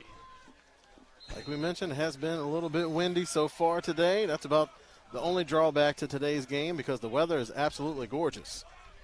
Michael McCook scoring the touchdown for the Rams to put them up 28-9 here with 9:34 to go in this first half. See if August Scriven can get another touchback. He won't. This one's fielded at the 1-yard line, but not very far, out across the 10-yard line. Another penalty flag comes in from that far sideline. So the Rams defense back on the field, Travis, and so far, I mean, after that opening drive, they've really woken up and kind of stuck it to Gannon so far. Again, able to make the adjustment off of that first drive. And one of the things that this makes this Rams defense so tough is that they're great playing with a lead. They're a defense that is built to play with the lead because it puts you in a position where you're having to drop back and pass more and more often to try to cut into that lead, and that just plays right into the wheelhouse of that Shepherd defense. They have the pass rush up front. They have great ball hawks on the back end, so it's really putting a lot of pressure on that Gannon offense to try to find something where they can get some type of production on the offensive side of the ball. Well, the Golden Knights are going to be backed up to their own 9-yard line here after the penalty. So it wasn't a great kickoff return, and then the penalty backs them up inside their own 10. So Corey Curtis and the Golden Knights offense will have to really drive it down the field here on this drive. Curtis looks quickly, near sideline, complete, across the 15-yard line. Nice tackle by Cheney, John Cheney. 5'8", 188-pound grad student out of Philadelphia, PA. And Curtis, we looked at his numbers from that first week. It wasn't numbers that really jumped off the page at you, but I tell you what, today's performance has been impressive. It's been hit or miss so far as just with the Shepherd Rams offense just on fire. Yeah, it's hard to keep up with this Rams offense. If you get behind early, is a nice hit there in the backfield. Ponce de Leon coming up and smacking the running back on the carry. Ponce de Leon, not only can he make plays in space, you can also put him in the box and expect him to make some plays as well. In that 2019 season, had 5.5 tackles for loss. So he's a player that you can also stick in the box, and he could be a big factor in the run game. Yeah, he's a guy that can play safety, play a little bit of linebacker as well. Despite not being the biggest guy, certainly has the intangibles to make some plays in that front seven as well, as Curtis now faces third down. He'll fire quickly, complete, and surprisingly, a rare missed tackle, yeah. But he gets up and makes the tackle anyway. Hustle. Chris Lane and Ponce de Leon in on that tackle. Chris Lane, you have to take your hat off to him. Trying to make a difficult tackle in space. One of the rare times he misses a tackle, but he gets up and cleans up his own mess and makes the tackle. Gannon's able to get the first down, but still an impressive play by Chris Lane, just showing that drive and determination. Yeah, Chris Lane, I mean, a rare missed tackle. Great job by Gannon to shut him off, but 7:42 to go in this first half. 28-9, Rams leading. A little bit of adjustment there by Curtis in the backfield, flipping his backs. Banks is back in there as the back to the left of Curtis. He's under pressure here on a wide receiver screen, caught underneath, and Shepard keeps it in front of them in front of the sticks. Lane in on that tackle again. Sniffed that play out immediately, went right to the wide receiver, and again, just tremendous range out of Lane. He can make plays from sideline to sideline. 2nd and 7, Curtis and the Golden Knights going quickly. He'll pull this one down, and I don't know if that's what he wanted to do as the big 6'4", 260-pound quarterback lunges forward but doesn't find much room. 3rd down and 7 after no gain on the play. They'll give him 6:45 to go here. And after that first drive, this Shepherd Rams defense has been disruptive. You can tell that it really hasn't been a rhythm for that Gannon offense like they had in that first one and in that first drive. And penalties, guys not knowing where to line up. The quarterback's having to direct traffic that time. Kind of a busted play. He had to pull it down and take a hard shot up the middle. Curtis takes the snap, looks to throw, incomplete. Pass sails Tip on ball the intended that time. receiver toward Branson Stanley, and it falls incomplete, 4th down. Looked like Richie Aguilar was able to get his hands up on that play to bat it up in the air. And fortunate for Gannon, that ball hit the turf, and a Rams defender not able to come up and pick that off. Like we said, a lot of speed, and those are the type of plays that they really make their hay on, is coming up and picking off those tip balls as a result of pressure. Gontarek back deep, 6:16 to go in this first half of play. Gontarek standing at his own 37-yard line and dropping back as the punt. Short kick, fielded at the 36. Gontarek trying to spin out of a tackle, but a great job by Gannon to make the play. That was number 25, Jameer Francis, in on that tackle, and Shepard will take over again. Great field position here for the Rams. Travis, which has really helped this offense. Not that it necessarily needs good field position to score, but, they've had a lot of it here in this afternoon. The wind has been at their back, literally and figuratively, so far today. So Bajan and the Rams offense back on the field looking to extend this 28-9 lead. 6:06 to go in this first half of play. Bajan takes the snap. They'll run it with Hebron up the middle. He fights forward for a few. Before being brought down, there's Nick White on the tackle. Haven't heard a lot of him today. Guy that had 6 tackles, 3 tackles for a loss and a sack in the season opener. White, the defensive end here on this near side. This Rams coaching staff showing faith and patience with Hebron, giving him a chance to run the ball again after that fumble early on. 2-yard pickup. Agent will do it himself here, and pass is dropped. Getting another tight end involved there. That was Matt Bettarelli with the drop. Had a catch earlier, but that time just unable to haul it in. Might have took his eyes off the football a little early there as he was looking to get up the field. So 3rd down and 8 for the Rams at their own 39-yard line. 5:34 to go in this first half. Shepherd leads by 19 here at 28-9.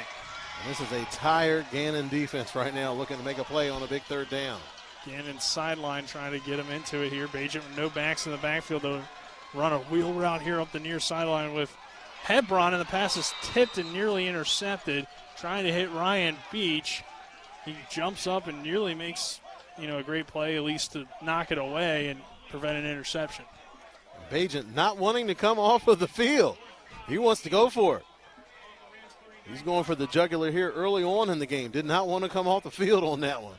Had to be coerced into coming off so that punt team could get out there and do their job. They haven't had a lot of work so far today. But a big stop for that Gannon defense. Just trying to get a foothold and get something positive to build on here in the second quarter. Yeah, definitely. 28-9 our score. August Reverend will punt for the Rams. Kind of 2 men back deep. Kind of weird here. Formation for Gannon. It's a high kick, and they'll wave it away. Takes a favorable bounce for the Golden Knights, and we down at about the 45, 46-yard line, depending on where they spot it. And the wind, it doesn't seem like it's gusting, but we're up here in a nice, cozy press box down on the field. Those punts going in that direction have been hanging up in the air and not traveling a great distance. So right now, Gannon has awesome field position, setting up almost midfield. A great field position. It looked like to me that Shepherd initially touched it back at the 45, but I guess didn't, and that's why that bounce and then the touch eventually at the 47 is going to be where they mark it. 1st and 10 for Gannon, a chance to get back into this football game with 5:14 to go in this first half. A touchdown here gives you some momentum. The Rams did defer, so they will get it, and snap goes wild again. When do you go to a different guy? I mean, because this has been, like 10 snaps or more probably in this first half that have gone high. When you have a situation like this and it continues to be bad snaps, chances are you don't have another guy. Fair so enough. That might be your best option. And then you might, I don't know how much do they rep this in practice. Do you have any sets where the quarterback is under center? That's a rare thing to see nowadays, but it might be something. And on that play, it looked like it was designed to be a direct snap to the running back, but these high snaps are really throwing off the timing in the backfield. You got to attribute that to the pressure that those defensive linemen are putting on them up front. They're very concerned. That's why those snaps are coming out a bit funky. Jordan Cavato, the center for Gannon, as they'll run left and get back to the line of scrimmage with Melvin Banks. Give him a yard on the play. 3rd down here. 3rd and 9. 4:20 to go here in this first half. And Gannon has used blanks sparingly here in the first half. That's kind of odd. We were expecting to see a heavy dose of him coming into this game, trying to attack that smaller defensive front for the Rams, but it hasn't been the case so far. Gannon with Curtis taking a snap, firing far sideline, incomplete. Pretty good coverage there on the outside, intended for Freeman Jr. And you hear the Shepherd sideline going a little bit crazy that time because Melvin Blanks pretty much hog-tied the defender coming into the backfield. He's going to do whatever he can to try to slow down that pass rush, able to get away with a holding call on that one. So the Rams will now return the punt. Gontarek back deep, standing inside the 15-yard line. West will punt for Gannon. It's a low snap on the punt, fielded well, and a pretty good high end-over-end kick, and fair catch caught around the 10-yard line, and that's where Shepherd will take over.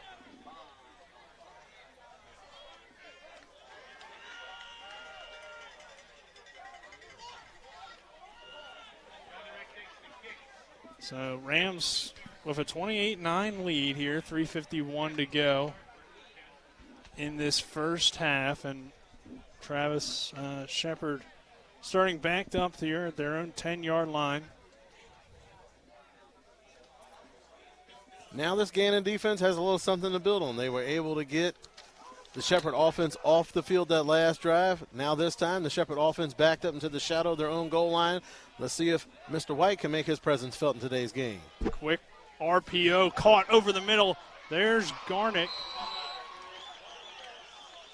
Excuse me. That was Gontarek, I believe. There we go. Reginald Hamlet on the touchdown-saving tackle that time.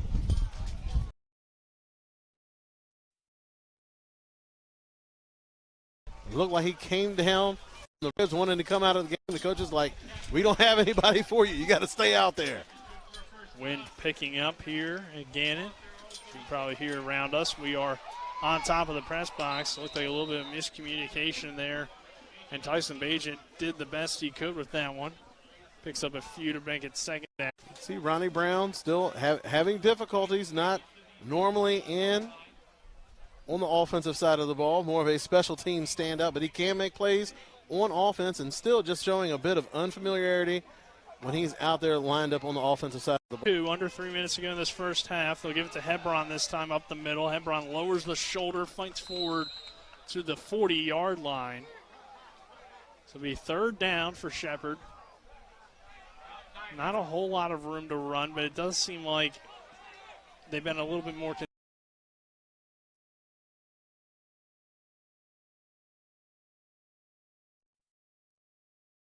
consistent, I guess, getting what they had last. Not to be too critical, but Hebron doesn't seem to be changing how he's holding the ball. Third down and 7 for Shepherd. Hebron will go in motion again, looking to run maybe a wheel route. But a quick pass over the middle. There's Ryan Beach. Who else? First down, Shepherd. Out to just short of midfield, the 49-yard line. Big hit supplied that time by Quan Mickens coming up and lowering the boom. And that's one of the things you want to try to avoid as far as Beach is concerned. Again, not the biggest guy as far as physical stature, so you really don't want him taking big shots like that. First and 10 for the Rams. Ball on the 49. Quick pass, there's Beach again near sideline now into Gannon territory across midfield to the opposite 49. And like we talked about, Shepherd doesn't line up and just pound the ball down your throat a lot of times. A lot of times they employ those short perimeter passing plays, trying to get some run after the catch to try to supplement that running game and spread that defense out. That's going to help things a little bit more for you inside as far as stretching that defense, maybe creating some lanes for those running backs to get some big carries. 1:24 to go. Bajent steps up, looks down the field for Garnick, and he makes the catch inside the 5-yard line.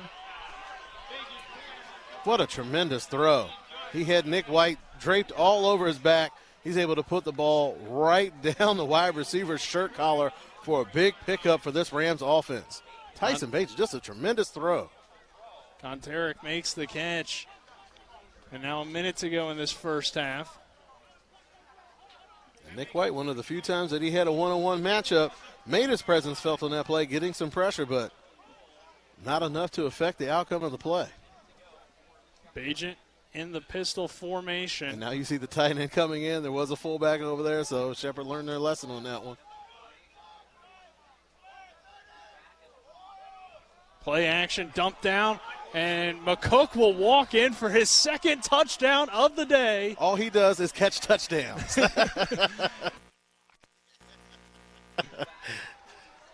34-9, Rams lead it. 37 seconds to go in this first half of play, Travis. And it's another successful 90-yard drive for the Rams and another Michael McCook touchdown. I don't think we thought heading into this one that McCook would be the guy with 2 scores in this first half, and Shepherd all over Gannon here. And that's such a cover to ask the defense down on the goal line as that running back slips out into the flat. I mean, do you take a guy out of coverage and put on the fullback who rarely ever touches the ball? It's just a tough assignment for a defense. 37 seconds to go in this first half. Extra point is good. 35-9. We'll take a quick 1-minute break and be back on the other side with more Shepherd Rams football on TV 10. Welcome to La Bella Vita, named for my Grandma Vita. Our mountaintop getaway honors her legacy while complementing the home's spectacular views. This recently renovated property boasts a breathtaking landscape of Deep Creek Lake while providing great open interior spaces for a sensational vacation. You'll immediately notice the great room allows for entertaining, dining, and relaxing after long days on the lake or skiing on the slopes of Wisp. Your family and friends will enjoy relaxing in all the open spaces. The home features 6 bedrooms, including 4 that are private suites. And each of the 4 levels of this home feature amazing visibility as far as the eye can see.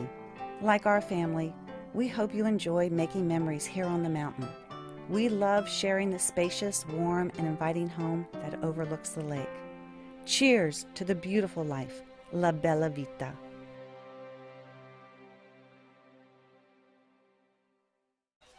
Welcome back to Gannon University. Shepherd leading 30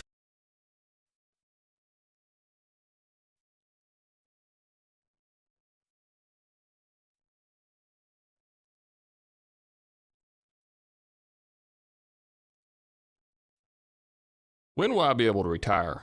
How do I make the most of the money I have? How do I leave a lasting legacy to my loved ones? I'm Philip McCoy, financial advisor with the Mirius Group, a private wealth advisory practice of Ameriprise Financial Services Incorporated. Call us today at 304-263-4343 to help you make the most of your financial future.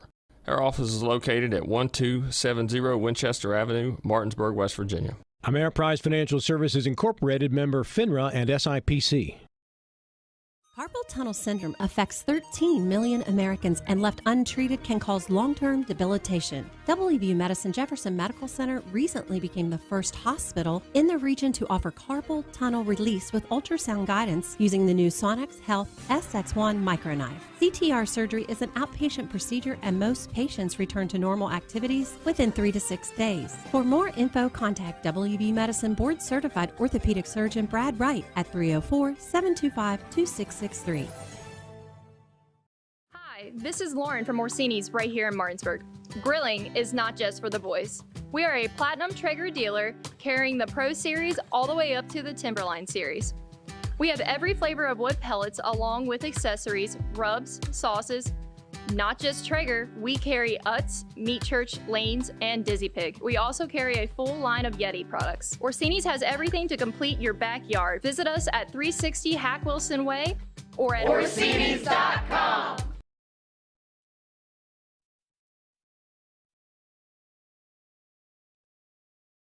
The Palace Lounge in Martinsburg offers hand-cut, locally sourced steaks, fresh seafood, and sandwiches with great daily specials like 75-cent wings all day Monday, prime rib on Tuesday, New York strip on Wednesday, and chef specials every Friday and Saturday. Ask for the lunch punch card and have lunch on the Palace Lounge on Edwin Miller Boulevard. And don't forget the Big Apple Lounge on Sater Drive in Inwood.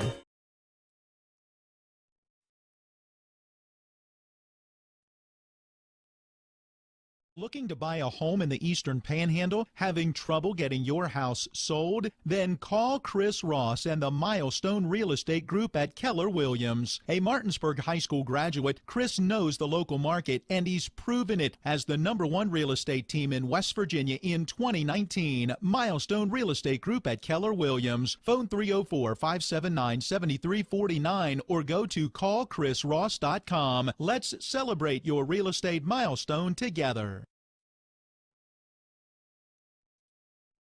A reputation for caring, a legacy of service. At Brown Funeral Homes and Cremations, it's been our story since 1880. A family-owned business, we support the needs and wishes of families. We offer traditional services, as well as many options for cremation, customized remembrances, and pre-planning. Brown Funeral Homes and Cremations retains its family atmosphere and stays true to its roots. Contact us for advanced planning, or at your time of loss. We're here when you need us. This is Eric at Hagerstown Ford. Over the last decade, the way we buy things have evolved. Now, you get on your phone, click Want It, and it shows up at your front door. At Hagerstown Ford, it is that convenient. We've changed the car buying experience on the I-81 corridor forever. And with a return policy better than Walmart, there's absolutely no reason to buy a new or used car, truck, or SUV anywhere else. Just like Amazon, Hagerstown Ford will deliver the vehicle to you, where you are, and on your time. And if you don't want it, return it. No questions asked. Why waste your time at a car dealership playing the dumb back-and-forth games? Besides, we hate it more than you do. I assure you, no dealership from Winchester, Virginia to Washington, D.C. will beat our price. No dealership from Chambersburg, Pennsylvania to Baltimore, Maryland will beat our price. And no other dealership will allow you to return it if you don't want it. Hagerstown Ford absolutely provides the best experience at the best price. Visit HagerstownFord.com to schedule your VIP experience. Click on the vehicle you want and get your new ride delivered to you at no risk. See dealer for details. Over? It's not over until we say it's over. Was it over when the Germans bombed Pearl Harbor? No! After an eternity in the cold trenches filled with the sinew of flesh. When the going gets tough, the tough get going. Men have to dig down deep and grab a hold of anything they can for motivation. Let's go! Rock's Coffee, a great pick-me-upper. Remember when you were a little kid and saw your first deer? Oh, how cute. As an adult, maybe you've had a different experience. Where'd that come from? Bambi mess up your dream machine? Call Cody's Auto Body today at 304-901-4777 and get the work done right the first time. Cody's Auto Body, 851 Wilston Street in Martinsburg, has a team of auto body professionals with a lifetime of experience putting your ride back together again, regardless of how it got that way. Cody's Auto Body.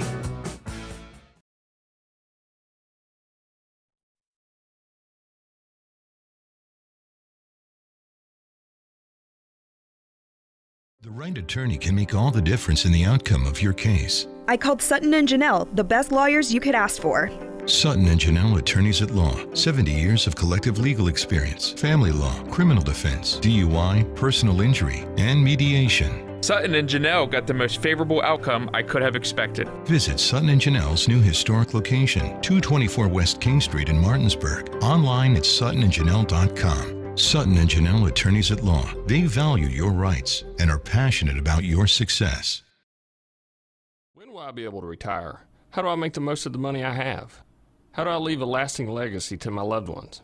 I'm Philip McCoy, financial advisor with the Mirius Group, a private wealth advisory practice of Ameriprise Financial Services Incorporated. Call us today at 304-263-4343 to help you make the most of your financial future. Our office is located at 1270 Winchester Avenue, Martinsburg, West Virginia. Ameriprise Financial Services Incorporated, member FINRA and SIPC.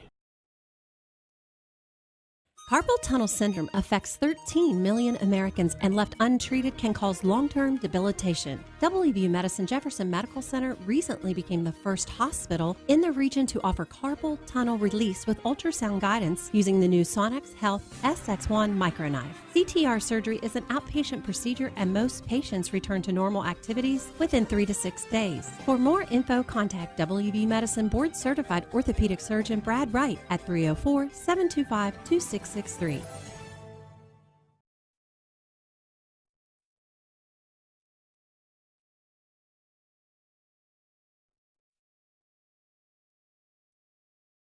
Ever try to collect on an insurance claim? Perhaps a homeowner's claim, auto accident, or fire. Insurance companies collect money from you for protection should something bad happen. And when it does, they don't want to pay, or they offer too little. At Mansion Ferretti, we have an attorney who worked defending insurance companies and knows all the dirty tricks they play to deny or lowball your claim. Call us today for help in getting what you really deserve. Mansion Ferretti, when you need justice.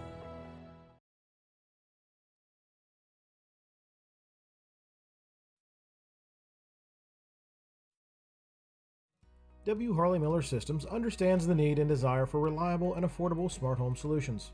Secure your home with a security system and keep a close eye on your family. Automate your home with a Control4 system and have smart technology work as one. Set daily schedules to control your thermostats. Push a button and set the mood for dinner by dimming lights and playing music, or just sit back and enjoy a movie in your own home theater. Put decades of experience to work for you. Visit us at whmsystems.com or call 304-350-1931.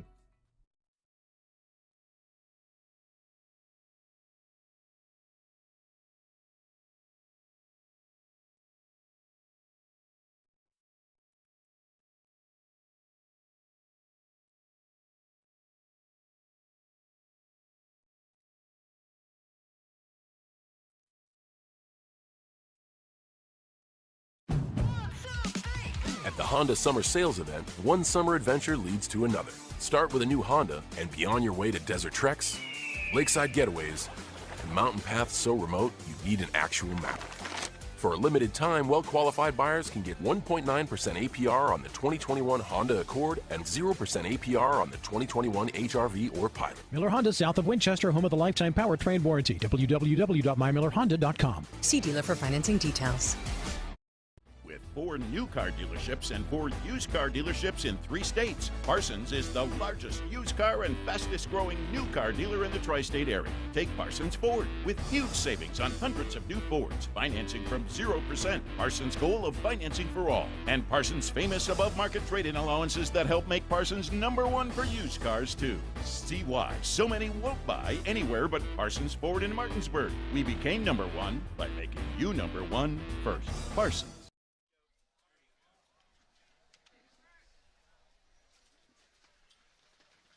Welcome back to the top of the press box here at Gannon University in Erie, Pennsylvania. Nick Verzolini, Travis Smith here at the half. Sorry about the technical difficulties. Missed the last 20 seconds or so, but I believe everything is running smoothly now. 35-9 our score here, Travis, at the half. Just some general takeaways, I guess, from both teams. Obviously, Shepherd offensively looking pretty unstoppable. And you thought that Gannon may have had a shot to kind of hang around a little bit early on in the game, especially with that impressive first drive. But then they have been derailed either by penalties.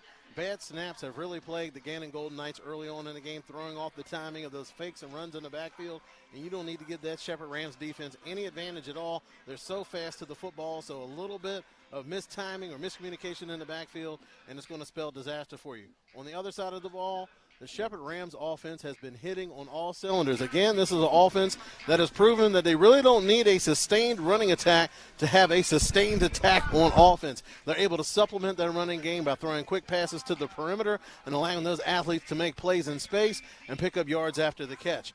So far, Tyson Bagent has been lights out. He has just been phenomenal so far in this game. Even with defenders draped across his back, he's still able to put the ball accurately downfield. And just the speed on the outside of Shepherd has been the difference, because those wide receivers have been able to get behind those defensive backs, and Tyson Bagent's going to be able to put the ball on the spot every single time. So right now, Shepherd playing the kind of football that you expected them to play coming into today's game. No turnovers, very little penalties, and they're just putting the ball in the end zone, and the Gannon Golden Knights really don't have any answers at this point. This is our Mansion Ferretti Law Firm halftime show.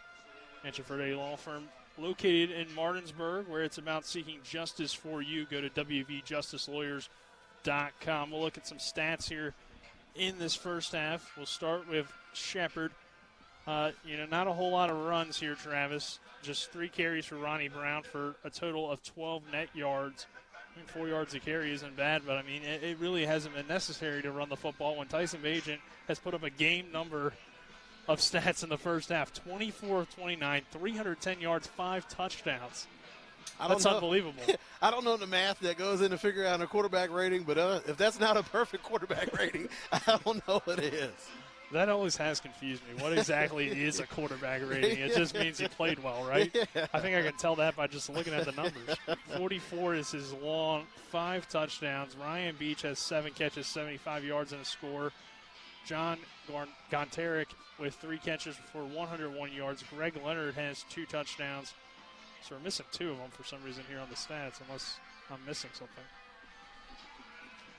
But they're the Michael McCook touchdowns. They didn't put them on the. Yeah, how they disrespecting our guy. Just going to disrespect the fullback. The player of the game right now. That's right.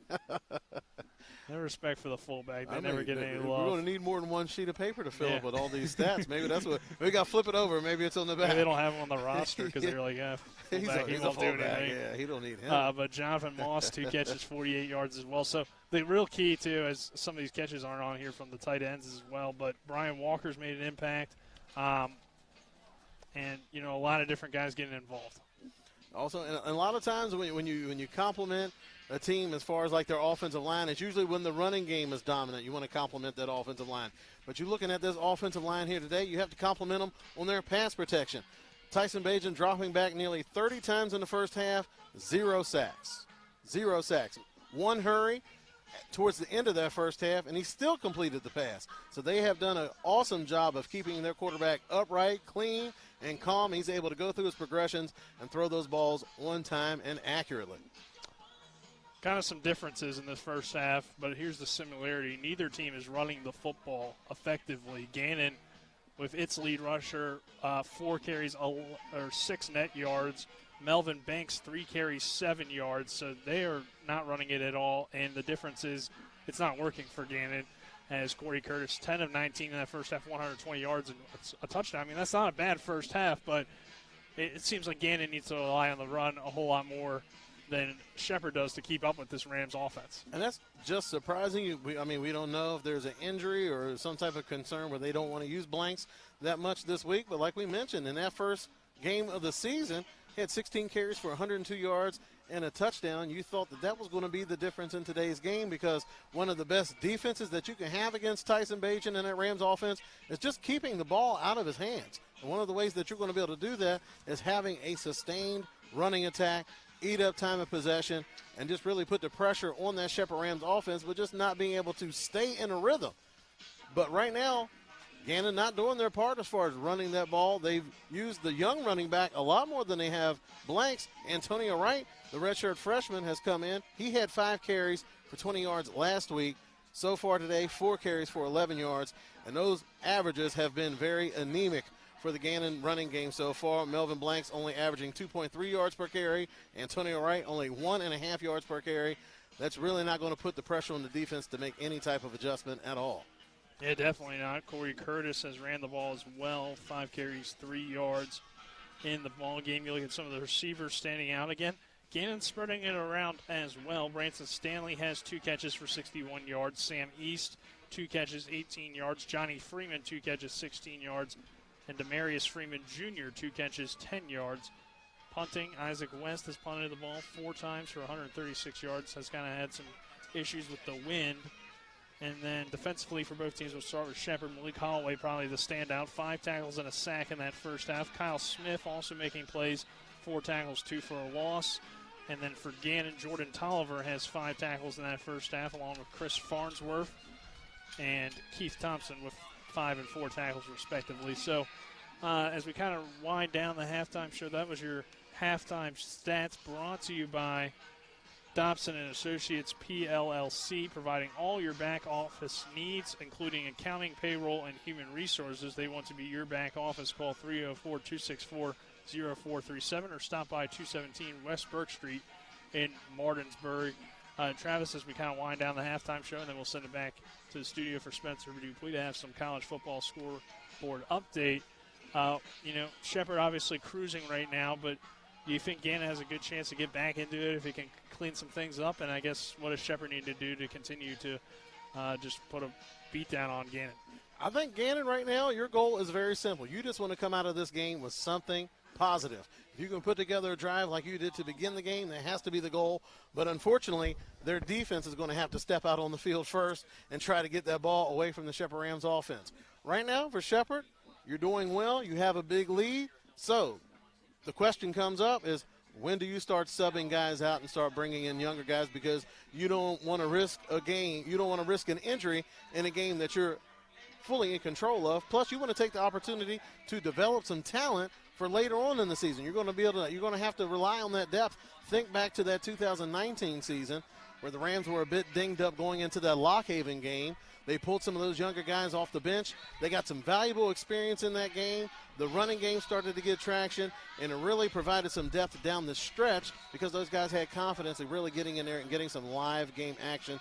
So curious to see if the Rams are going to start thinking about it in that manner as far as, let's start rotating in some young guys. Let's develop some depth, because we're expecting to make a deep push into the playoffs and possibly even challenge for a title. So you're going to need that bench to be filled out so you can rotate guys in and out with confidence. All right, we got just under 6 minutes to go until halftime. So, Spencer, if you could fill about 4 of those minutes and then send it back to us, that would be appreciated with the halftime and breaks. So 35-9 Shepherd here at the half. The Honda Civic and the Accord are uniquely stylish in their own way. But do you know what they have in common? Reliability and comfort? Sure. Available turbocharged engines? Of course.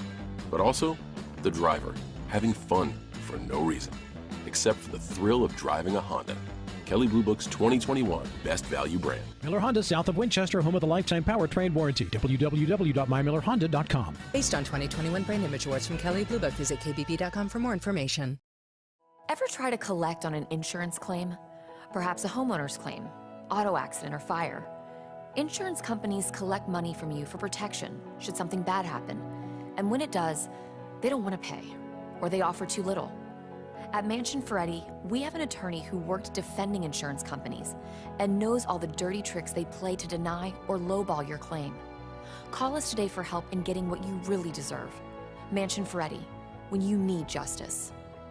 Berkeley Medical Center is the first hospital in West Virginia to acquire Surgical Theater's 360-degree XR visualization platform for neurological surgery. Surgical Theater provides a new way to take an immersive look inside the brain and spine that can be used for patient engagement, preoperative planning, and intraoperative visualization. Dr. Jonathan Sherman with the WVU Rockefeller Neuroscience Institute is the first neurosurgeon in West Virginia to offer this revolutionary platform. WVU Medicine, the future of surgery is here.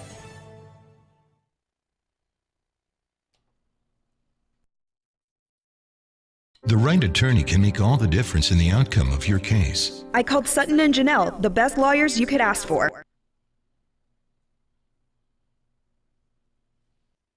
Welcome in to the TV10 studios here back in Martinsburg as Shepherd is all over Gannon, 35-9 so far at half. And that game will be coming back with the second half in just a few moments. But looking around the state in Division I college football, WVU will take on Long Island at home at 5 p.m. And then Marshall will take on NC Central at home at 6:30 p.m. We'll whip it around the top 25 in college football action as Oregon is up. Number 12, Oregon is up 14-7 over number 3, Ohio State, with about a minute and 30 left in the first half. Number 25, Auburn is up 20-0 over Alabama State. Number 13, Florida is up 7-0 over South Florida. That is in the first quarter. Some games coming up later today in the top 25. Number 19, Virginia Tech takes on Middle Tennessee at 2 p.m. Number 6, Notre Dame takes on Toledo at 2:30 p.m. Number 2, Georgia takes on UAB. That's at 3:30 p.m. Number 5, Texas A&M takes on Colorado. That's 3:30 as well. Number 7, Cincinnati takes on Murray State, 3:30 p.m. Number 11, Penn State against Ball State. That is at 3:30 p.m. as well. Number 1, Alabama takes on Mercer at 4 p.m. And the battle for Iowa, number 10, Iowa versus number 9, Iowa State. That's at 4:30 p.m. on ABC. Number 6, Clemson takes on South Carolina State. And Western Carolina takes on number 4, Oklahoma. That's tonight at 7 p.m. And at 7 p.m. as well, number 15, Texas takes on Arkansas. Number 18, Wisconsin takes on Eastern Michigan. Number 22, Miami takes on Appalachian State. Number 20, Ole Miss takes on Austin Peay. Number 24, North Carolina takes on Georgia State. Number 21, Utah takes on BYU. Number 14, USC takes on Stanford. And to round out the night, number 22, Arizona State takes on UNLV. And that's all the scores we got. We're going to send it back for the second half just after these quick messages from our sponsors. The right attorney can make all the difference in the outcome of your case. I called Sutton and Janelle, the best lawyers you could ask for. Sutton and Janelle, attorneys at law. 70 years of collective legal experience. Family law, criminal defense, DUI, personal injury, and mediation. Sutton and Janelle got the most favorable outcome I could have expected. Visit Sutton and Janelle's new historic location, 224 West King Street in Martinsburg. Online at suttonandjanelle.com. Sutton and Janelle, attorneys at law. They value your rights and are passionate about your success. Erie Insurance says here's to the grown-ups who move, mortgage, mow, and still bust a move. But does your home insurance still fit? Erie helps you protect the home you've grown into, all at fair prices that are often less than the other guys. So how do you find the right coverage? Magic. Nope. Local independent agents who get to know you like this. Your local Erie agent in Martinsburg is Smallwood & Small Insurance. Get a quote at smallwoodandsmall.com. Erie Insurance.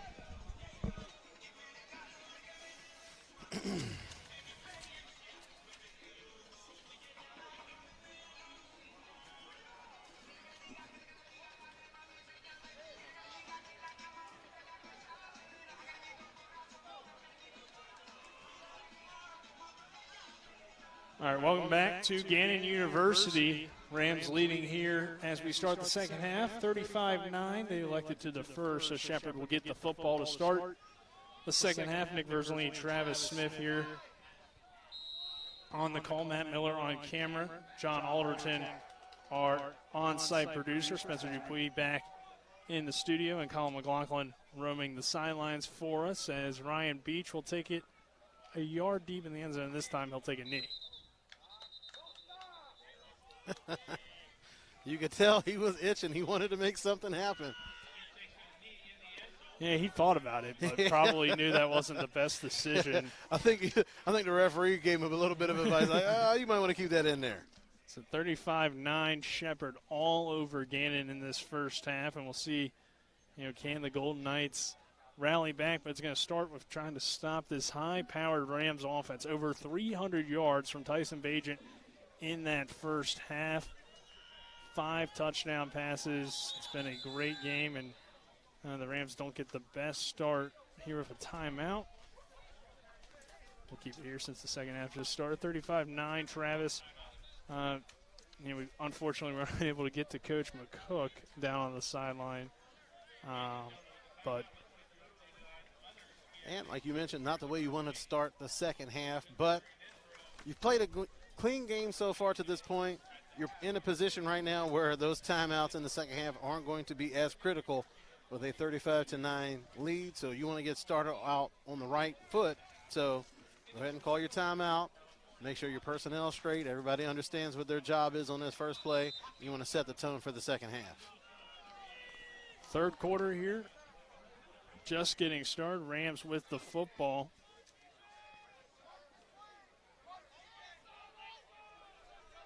With that, we'll shout out our third quarter sponsors. Smallwood and Small Insurance and Orsini's sponsoring us here this quarter. Bagent will give it up the middle to Ronnie Brown, and Brown doesn't find much room. Gannon's D-line closes quickly. Looks like Nigel Riddick was in on that tackle along with a few others. Looked like big Malik Bridgman in on that tackle. Bridgman had a nice game a week ago. The 6', 321-pound nose tackle, 5 tackles and a half tackle for a loss. 2-yard pickup. It'll be second down and 8. Bagent in the shotgun once again. 3 receivers set. Bagent takes the snap, fakes to his right, now throws right. They're wide open. Ryan Beach. Beach across the 30, out across the 34-yard line. Smart play that time by the Gannon defense. They sniffed out that they wanted to go deep on that play, so they were disciplined, didn't come flying up to take away that bubble to Ryan Beach. Played back, and Bagent making a chest move of his own. Okay, you don't want to come up hard on the bubble? I'm going to throw the bubble. Make you have to come up and make the tackle. So third down here, third and about 2, under 14 minutes to go in this third quarter. It's been all Shepherd so far. Ball on the 33-yard line, Bagent in the pistol.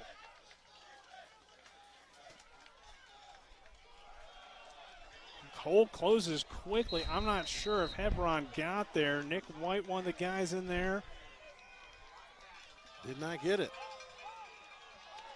4th and short. Bagent wants to go for it. He's trying to wave off the punt unit. Wave off the punt. That's the second time today that he in about the same spot where he wanted to stay out there and run an offensive play. And the way they've been able to move the ball today, that's a pretty good bet, but no reason to give Gannon. Up 35-9, no reason to give him some momentum. Yeah. That's kind of that Martinsburg mentality, though, that Tyson Bagent's used to. They don't like the punt at Martinsburg, and he doesn't obviously like the punt either. And a little stoppage in the action here on the penalty. That's why we have some time. I'll shout out our volleyball color analyst, Jim Klein, watching on vacation in Myrtle Beach. Jim wants to get on. Travis, you don't know Jim probably, I'm presuming, but he wants to get on our broadcast on September 25th. He works at Shepherd. Okay. So he wants to get on. I don't know if we'll have that happen or not, but he was talking about it during the last volleyball game, so I figured I'd give him a shout out here since he texted me at the half. He's watching in Myrtle. Here's the punt. High kick, not very far. Going to bounce at the 36, take a Shepherd bounce. They'll roll inside the 40 to about the 31-yard line. Not a good punt, but an excellent bounce. they'll go quickly here as the players already running back onto the field, so we'll keep it here. 12:41, 35-9. Rams on top of Gannon here. So here comes the Gannon offense back onto the field, and I mean, it seems like they've had some drives here and there, but after that quick start, it's been all Shepherd. And really, since the missed extra point, I mean. And I'm curious if that first drive was scripted and everything after that hasn't been on script. And maybe that's why they're a little bit out of sorts. So maybe a deep ball wide open. East has it inside the 20, but he can't make the catch. He was running out to his right was Corey Curtis. He wanted Sam East down the near sideline, but the pass just fell incomplete, and Curtis couldn't quite hit him in stride. I mean, that looked pretty similar to the touchdown Shepherd had a week ago with Ryan Beach, who was wide open down the near sideline. I mean, nobody was near Sam East, but luckily for the Rams, pass falls incomplete. Rare miscommunication on the back end between Ponce de Leon and Antonio Fox. East able to get behind, and so far Gannon has had a couple plays where either they've completed a long pass and the receiver's tripped, or that time having a wide open pass and he just drops it. Another high snap. Yeah. Nice catch there on the near side by Demarius Freeman Jr. in tight coverage with McDade, I believe it was, and still a nice catch. Oh, that is a favorable spot. Moving the sticks, I would think you'd at least ask for a measurement on that one. It was close to the marker, but they will give them the first down as ball moves to the 48-yard line. They'll run Banks to the outside, and he'll find some room into Shepherd territory. So we haven't seen much of Melvin Banks, and we talked about that at the half. Melvin Blanks, excuse me. I had it wrong on my roster, on my written out one. So Blanks able to get it to second down and 4. Fake the toss. And a first down run by Corey Curtis. He's not a small man. It's not a scamper. It's a rumble. So he faked the toss to Blanks that time. The defense had to respect it out on the edge. And it's kind of a slow rumble. Yeah. But it gets the job done for again at first down as they come out in the second half. And same kind of play. This time they'll flip it to Blanks. Flag back down, 2 of them in the secondary. You see Gannon, they've made their adjustments. They're going up-tempo. They caught an extra defender on the field. Kyle Smith was not able to get off the field in time before that ball was snapped. So you see Gannon trying to switch things up, trying to generate some momentum, and that time able to catch the Shepherd Rams with 12 men on the field. But again, like we mentioned earlier, it's going to be critical on first downs for Gannon to get some type of positive yards to avoid getting in that 2nd and 10, and that naturally turns into a 3rd and 10 situation. You don't want to give the defense that type of advantage, putting yourself in a box on 2nd and 10. Official going the wrong way. I was like, didn't you say it was 12 men against Shepherd? I was like, why are we going with that? Man, Gannon can't catch a break today. All that for 5 yards. He wants about 15, it seemed like. He just kept going back. He's got to get his steps in. It's a beautiful day. Hey, you got to get them when you can, I guess, right? When you got an important job like the official. Corey Curtis running again up the middle off left guard, finding a little bit of room before Jawan Addison and those big defensive linemen of Shepherd. Malik Holloway being very disciplined on the edge. Not really worried about that pitch man. He has help outside. He kept his eyes locked on that quarterback. When that quarterback decided to pull the ball down and try to run upfield, Holloway was sitting there waiting for him. He's been great today, I feel like, on the outside edge. And a lot of different guys get spots on that Shepherd D line, and they've all played well throughout these first 2 games. Curtis rolling out to his right, fires back across his body. Well, he wanted Alex Whitaker, but the pass fell incomplete and could have been intercepted. We've seen a few. The number one rule you think with quarterbacks is don't throw back across your body when rolling one direction, and we've seen a lot of those today. Again, it's that pressure that defense provides up front for Shepherd. You talked about it earlier. They're able to get so much pressure. They're able to generate so much pressure on the quarterback without having to blitz. And that just gives you a huge advantage on the back end because you have that many more extra defenders in pass coverage. Yeah, I mean, you have your normal pass coverage and you're still getting pressure, which is pretty rare for teams to have something like that. 3rd down and 3 from the 32. They'll run right, big hole for Blanks. Blanks stiff arms a man, nice tackle. Why were you hiding him in the first half? Yeah, Why were you hiding him in the first half? It doesn't seem like he's slowed down or battling an injury. He looks good. Give him the ball. That's your best bet. Pena making the tackle. Gannon back quickly, looking to throw. Not really finding anything on that play and just throw it away. Good pressure again, but they're going to flag that. Corey Curtis over to throw it away on the pressure.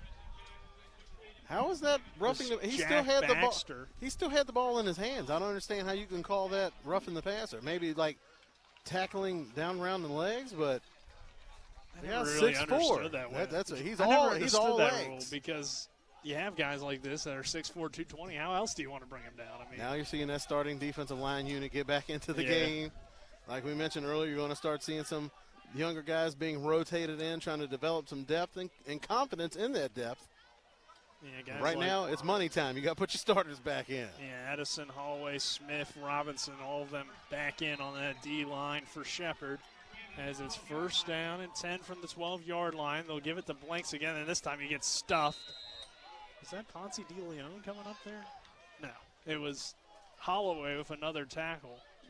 And Kyle Smith being very disciplined on the edge. A lot of times you see those outside rush defenders, they just want to pin their ears back and get upfield, but Kyle Smith is a well-rounded football player. He's a force to be reckoned with in the running game and in the passing game. That time being a disciplined defensive end. That tackle down blocks. He pinches down off of his butt, doesn't allow a gap to get inside of him, and he makes that quarterback make a decision. He's not going to allow him to make a play off of him. So just a disciplined look up front, just a disciplined, hard-nosed football play by Kyle Smith. Yeah, the way he's ever to shift his body is he'll run Blanks here to the outside. And ball came out, and it's going to be covered by the Shepherd Rams. There's Ponce de Leon with the fumble recovery and a turnover for Gannon after everything was going well. Ball comes out. You can't have that. There's Blanks coughing it up. Officials will discuss this, but I think that was probably out.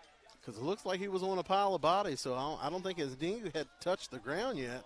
And Blank's just trying to do too much. When that many defenders have you wrapped up, you just have to go down. You're in good field position. You just want to live to fight another day. But when you sit there and try to fight and struggle to get that extra inch, a lot of times that's going to result in a fumble.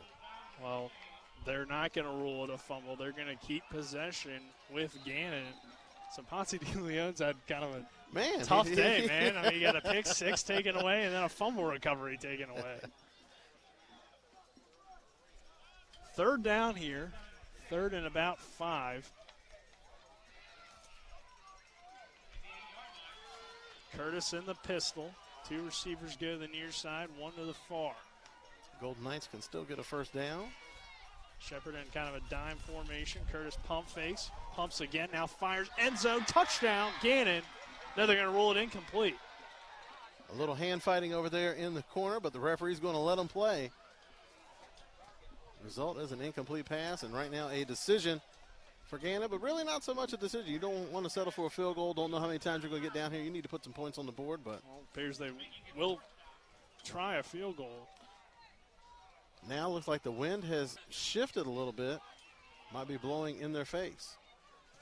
As opposed to the first half, the wind was blowing towards the concession stand. Yeah, now kind of coming toward us a little bit. So here's the field goal attempt. It is a 25-yarder. Is up and good. 35-12, 8:31 to go in this 3rd quarter. This is Shepherd University Rams football on TV 10.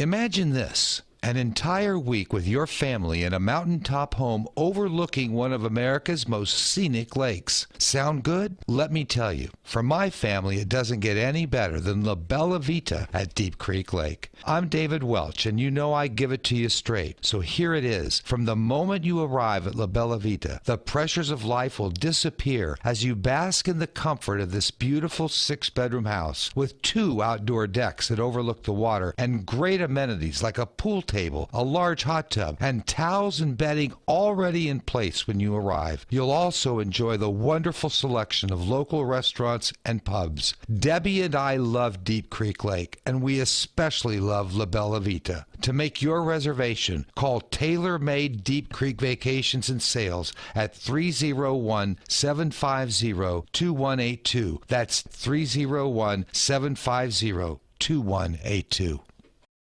35-12, 8:31 to go here in this third quarter, and the Rams will get the football back after the 25-yard field goal by Gannon puts them back on the board here, Travis, as Rams have two guys back, Beach and Brown standing at the goal line. And they're not going to kick to Ryan Beach. I think they learned their lesson earlier, but you really don't want the kick to go out of bounds because now it's going to be still good field position for Shepherd. That's tough because there really is no good option to kick to on that back line for Shepherd. Brown had some nice returns. You got Ronnie Brown on one side, you got Ryan Beach on the other side, and you want to try to angle it to the sidelines and help out your kick cover team. But a legal procedure, that's got to be very frustrating for the coach. You got a very, very wide football field. Just squib that thing right down the middle. Yeah, they've kicked it into the end zone successfully a few times here, so, if you pin it back deep enough, depending on the wind, too, that might affect what they decide to do. It's swirling. Now it's blowing back towards the concession stand. Bajent in the gun, three receivers set. They'll send Moss, and that's not Moss, actually, correction.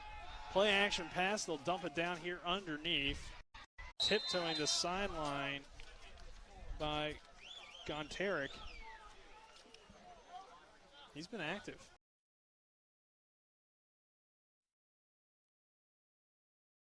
A lot here. A guy that we didn't see at all last week and now showing up and making some nice catches. 5'10", 185, but he seems to play a lot bigger. He has a very physical presence on the field. Can we get another Michael McCook touchdown on this drive for the Rams, right? He's been the story of the game. Second down and 3 from the 42. Give us to Ronnie Brown. Big hole Brown. 50, 40, 30. He can walk. Did come in. So that should take away the touchdown run.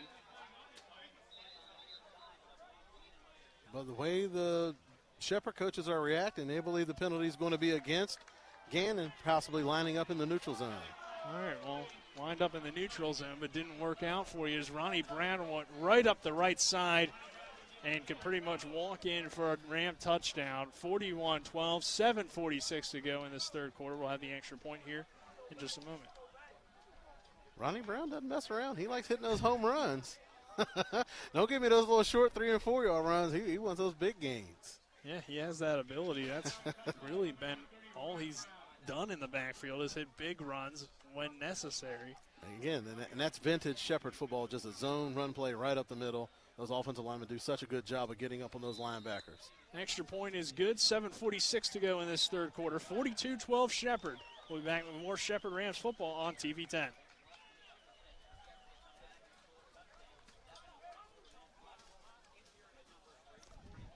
This is my new system.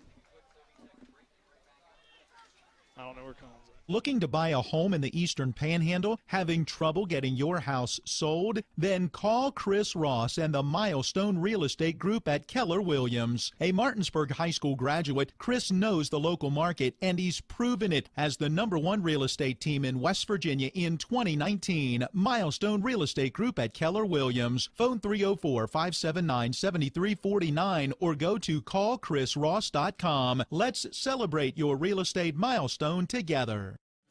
Erie Insurance says here's to the grown-ups who move, mortgage, mow, and still bust a move. But does your home insurance still fit? Erie helps you protect the home you've grown into, all at fair prices that are often less than the other guys. So how do you find the right coverage? Magic. Nope. Local independent agents who get to know you like this. Your local Erie agent in Martinsburg is Smallwood & Small Insurance. Get a quote at smallwoodandsmall.com.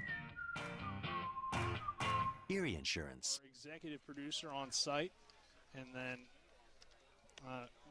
Matt Miller, our cameraman, and Spencer Dupuy back in the studio, getting you updated at the half with some college football scores. from around the country. We'll have another update for you at the half as that ball rolls into the end zone for a touchback, or in the post game, excuse me. And Shepard and Gannon with a little extracurricular around the 25-yard line, but no flag comes in. So Travis, Gannon able to get 3 on its last drive, and while it hasn't been the best drive for the best game for the Golden Knights, I mean, at this point, comeback, I'm not certain how likely that is, but a chance to build on some things for next week because you're in PSAC play here in and out throughout the season now, and these games are very important. Next week they'll travel to Bloomsburg and then have Clarion here at home for homecoming. So an important stretch for Gannon, and at this point you're trying to build some momentum for the remainder of the season. As a coach, you want to see the guys that stay in the fight. It's very easy to hang your head and feel sorry for yourself in a game like this. So you want to see the guys that are going to stay motivated and dialed in no matter what the scoreboard says. So guys are always going to be evaluated. And as a coach, this is an opportunity where you can see who are going to be the guys that are going to be willing to fight until that last whistle and see some of the guys that may not be up to the challenge. Yeah, it definitely doesn't feel like Gannon has quit in this one. As they continue to fight, and I mean, it's still, they've been competitive in terms of giving effort. Just Shepard has, just gone right up and down the field throughout this ball game. Right on the carry there, not finding much room. Again, another high snap that has really slowed down this Gannon offense. If you're going to use those play fakes, that snap has to be right at chest level for that quarterback. So it's a natural motion for him to fake to that running back, crossing across his face, and then he's able to get into his drop off the play action pass where they had a lot of success with early on in today's contest. So quickly, it's 3rd down and 7. Another high snap, a deep ball down the far sideline, an excellent catch if he got a foot in, and he did. Well, we'll see if they discuss it here. James East going to make the reception. He's been great here in this first 2 weeks. I mean, clearly I think one of the top receivers early on here in the PSAC based on his performances. And Sam East, he wanted that catch earlier in today's game back. He had a time, made a spectacular catch to get the first down. East with another catch. This time they'll go quickly. They'll dump it out to Demarius Freeman, and Freeman across the 45-yard line.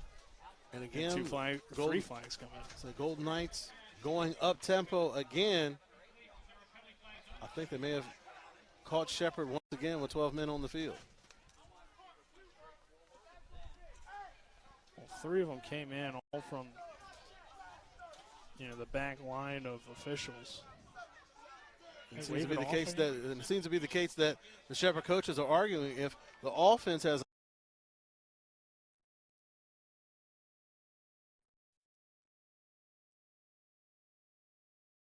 offense needs an opportunity to sub in as well. Well, that's why they waved off the flag, it looks like. So 2nd down here to the 44-yard line. Curtis takes the snap, toss it out to the left side. Big hole down the sideline for Wright into Ram territory across the 30-yard line.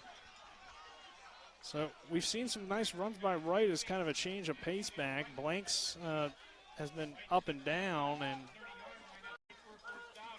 it seems like Wright kind of gives them a little bit more of a spark, at least in this game. Wide open receiver caught for a first down inside the 20-yard line. There's Whitaker again. Alex Whitaker, the big tight end, making his presence felt. Again, that time Curtis looking to draw that Shepard defense up, faking to that little bubble screen on the sideline, hoping that those defenders attack so you can hit that wide receiver slipping down the sideline.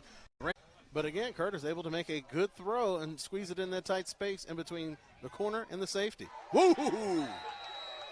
That's my nominee for collision of the game. There you go. We've had a lot of those. Electrifying. I mean, we could go with the Ronnie Brown run, the electrifying play of the game, and then Devin obviously we'll be on. I mean,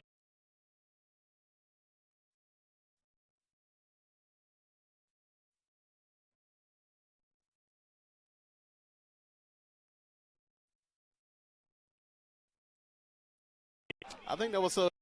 I mean, it's rare. Going to somebody else. You got to spread the wealth sometimes. Yeah. Open, Sam East walks in for 6. Touchdown, Gannon.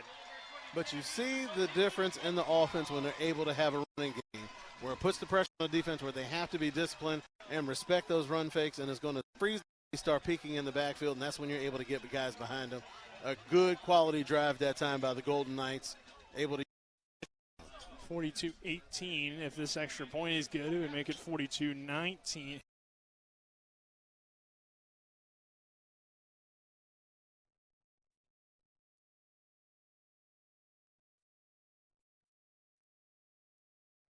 Good. So we'll step aside for a 60-second break. 42-19. This is Shepherd University Rams football. Nothing goes better with football than chicken. From Pee Wee to the big boys to the wing T formation. Oh my, fumbling, bumbling, stumbling. Omaha!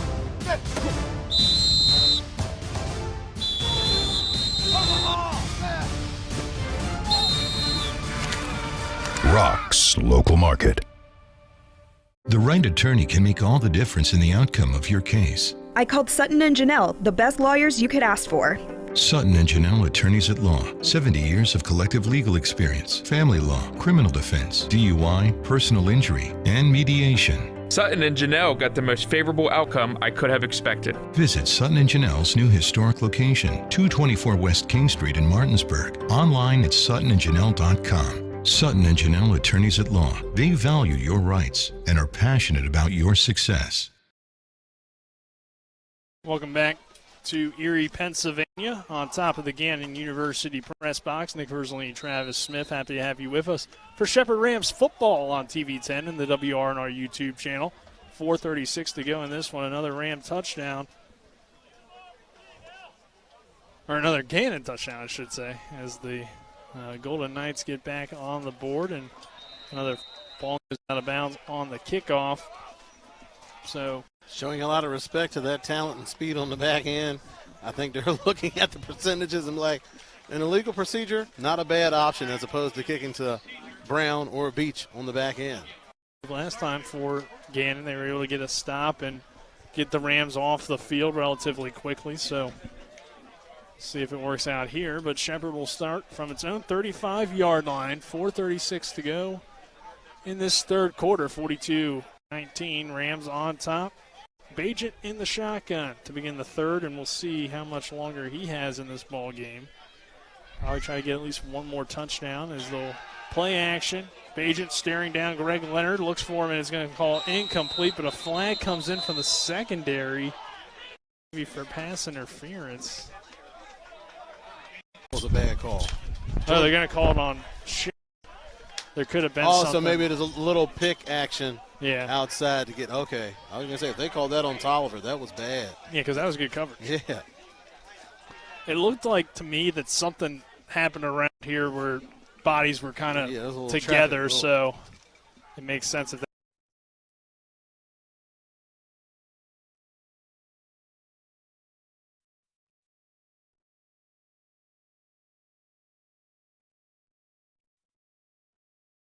There was a pick or maybe a.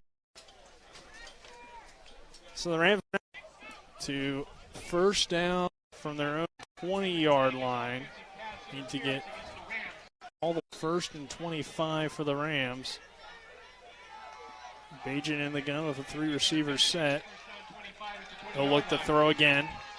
Under some pressure for the first time really all game, it seems like. He scrambles out, rolls, finds a wide-open man.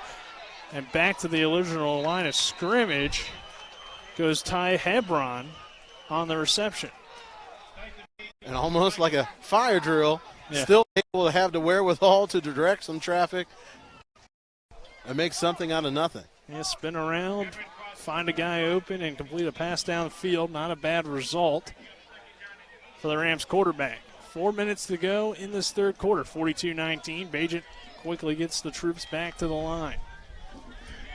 So second down and 8 for the Rams from the 37. Bajent with a 3-receiver set. Takes the snap. He'll give it to Hebron. Hebron stutter steps in the hole and then gets hit hard across the 39, around the 39-yard line. Or maybe he laid the boom as some guys slow to get up here. Both Hebron's slow to get up, but I believe he lost a shoe on that play. Okay, that makes sense. And number 45, Jeremy Mensah. Jeremy Mensah. Excuse me. So with 3:28 to go and an injury, we'll take a quick break here. 30-second break. 42-19 our score. The Rams leading here on TV 10. When will I be able to retire? How do I make the most of the money I have? How do I leave a lasting legacy to my loved ones? I'm Philip McCoy, financial advisor with the Mirius Group, a private wealth advisory practice of Ameriprise Financial Services Incorporated. Call us today at 304-263-4343 to help you make the most of your financial future. Our office is located at 1270 Winchester Avenue, Martinsburg, West Virginia. Ameriprise Financial Services Incorporated, member FINRA and SIPC. Welcome back to Gannon University. Rams leading the Golden Knights 42-19. Coming up on 3 minutes to go in this third quarter. Bajan in the shotgun here on third down at 6. Straight drop back, fires over the middle, complete. There's Walker again for the first down. Again, the traditional blocking tight end showing up as a receiver, and it's a first down and 10 for the Shepherd University Rams. Walker's just had an all-around good game today. Like we mentioned, they bring him in a lot for his ability to block, and they needed that today so far, and they've done an excellent job keeping Nick White under control. That's the stud defensive lineman for the Gannon Golden Knights. Been held in check today. First and 10 from the 48. Bajan this time tries a screen pass. It gets tipped. Trying to find Hebron. Jay Bullock with the athletic play, getting his big paw up, knocking that pass down. Able to stop what could have been a big play with Hebron on the screen pass. Second down and 10 now after the incompletion. That was one of the few times that Nick White had a one-on-one situation with an offensive lineman. A lot of times today they've had a running back to the side to try to chip the outside rush, a tight end or a fullback. So they've accounted for him every play. So second down for the Rams, second and 10. Bajan looking to throw. Rolls out to the right. Fires across the middle for another Ram first down. There's Greg Leonard to the 40-yard line of Gannon. Shepherd's receivers, not the biggest guys out there, but they're able to kind of maneuver their way and find holds in the defense throughout the game. And something that definitely stands out about that wide receiver core, they are not afraid to go across the middle and catch a ball in traffic. They are very brave when it comes to working in between the hashes. I mean, these guys are, 5'9", 180 about, probably for Leonard, and Beach is around 5'6". They're not big guys, but they're able to find room in the coverage and take those hits even when they do come. First and 10 for the Rams from the 40. They'll give Hebron running right, and he is stuffed after a short pickup. I believe that was Nick White in on that tackle along with Nigel Reddick. And the biggest thing I liked about that run by Hebron that time, he had that ball high and tight. Fist to the chin. That's the way you will hear that preached across the board to every running back from Little League all the way up into the NFL. You want that ball high and tight, fist to the chin, 5 points of contact. It's a whole bunch of football cliches, but they're cliches for a reason. Because they're right. Because they're right. Second down here, they'll run Hebron up the middle again, and this time he finds some room down to about the 35-yard line. It will be third down. Ball pops loose. Pops loose late. It's kind of hard to say. Yeah, it is. I kind of tripped myself up. That's happened a lot in this game, it seems like, for both teams, that the ball's just kind of coming out randomly toward the end of the play. Probably defensive guys being a little bit aggressive on the end of the run. Absolutely. They work on that stuff during practice, too. Third down at 4 from the 33 of Gannon. Bajan looks to the sideline, signals something. Now adjusts things at the line. 5 on the play clock. Bajan takes the snap, looks to throw. Steps up in the pocket, avoids a sack. Now he'll run, and he has the first down. Down inside the 25 goes Tyson Bagent. What a great job to keep his composure on that play and make something out of that after not only was it coming up on the play clock, but then he gets the pressure and still gets a first down. Again, not where he makes his hay in the running game, but he is a young, athletic quarterback, and he's smart with the ball in his hands. So he's able to pick up that first down and get down before taking a big shot, because I'm sure every coach on that Shepherd sideline is holding their breath every time he pulls the ball down and decides to run. So that'll do it for the third quarter. It's been all Rams, 42-19 our score. The fourth quarter is coming up after this. This is Shepherd University Rams football on TV 10 and the WRNR YouTube channel. The Palace Lounge in Martinsburg offers hand-cut, locally sourced steaks, fresh seafood, and sandwiches with great daily specials like 75-cent wings all day Monday, prime rib on Tuesday, New York strip on Wednesday, and chef specials every Friday and Saturday. Ask for the lunch punch card and have lunch on the Palace Lounge on Edwin Miller Boulevard. And don't forget the Big Apple Lounge on Sater Drive in Inwood. W. Harley Miller Systems understands the need and desire for reliable and affordable smart home solutions. Secure your home with a security system and keep a close eye on your family. Automate your home with a Control4 system and have smart technology work as one. Set daily schedules to control your thermostats. Push a button and set the mood for dinner by dimming lights and playing music, or just sit back and enjoy a movie in your own home theater. Put decades of experience to work for you. Visit us at WHMsystems.com or call 304-350-1931.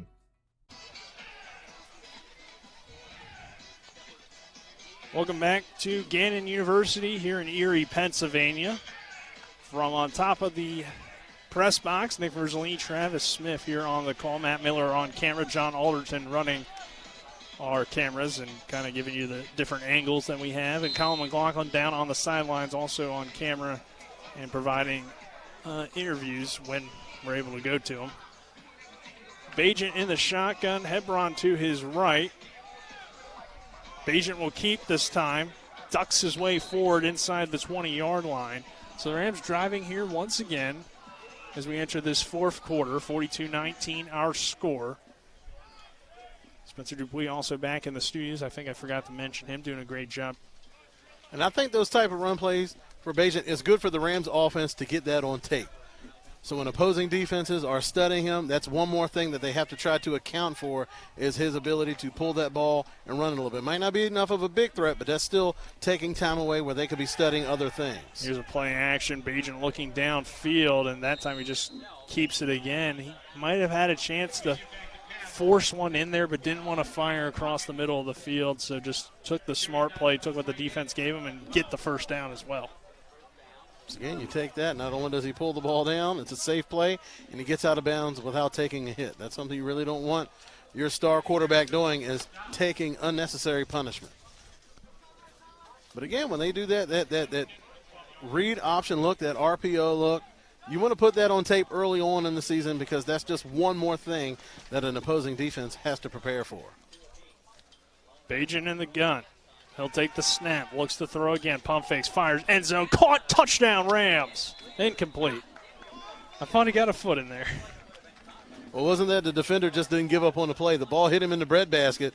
Just the defender did a good job of punching it out at the last second before he was able to come down.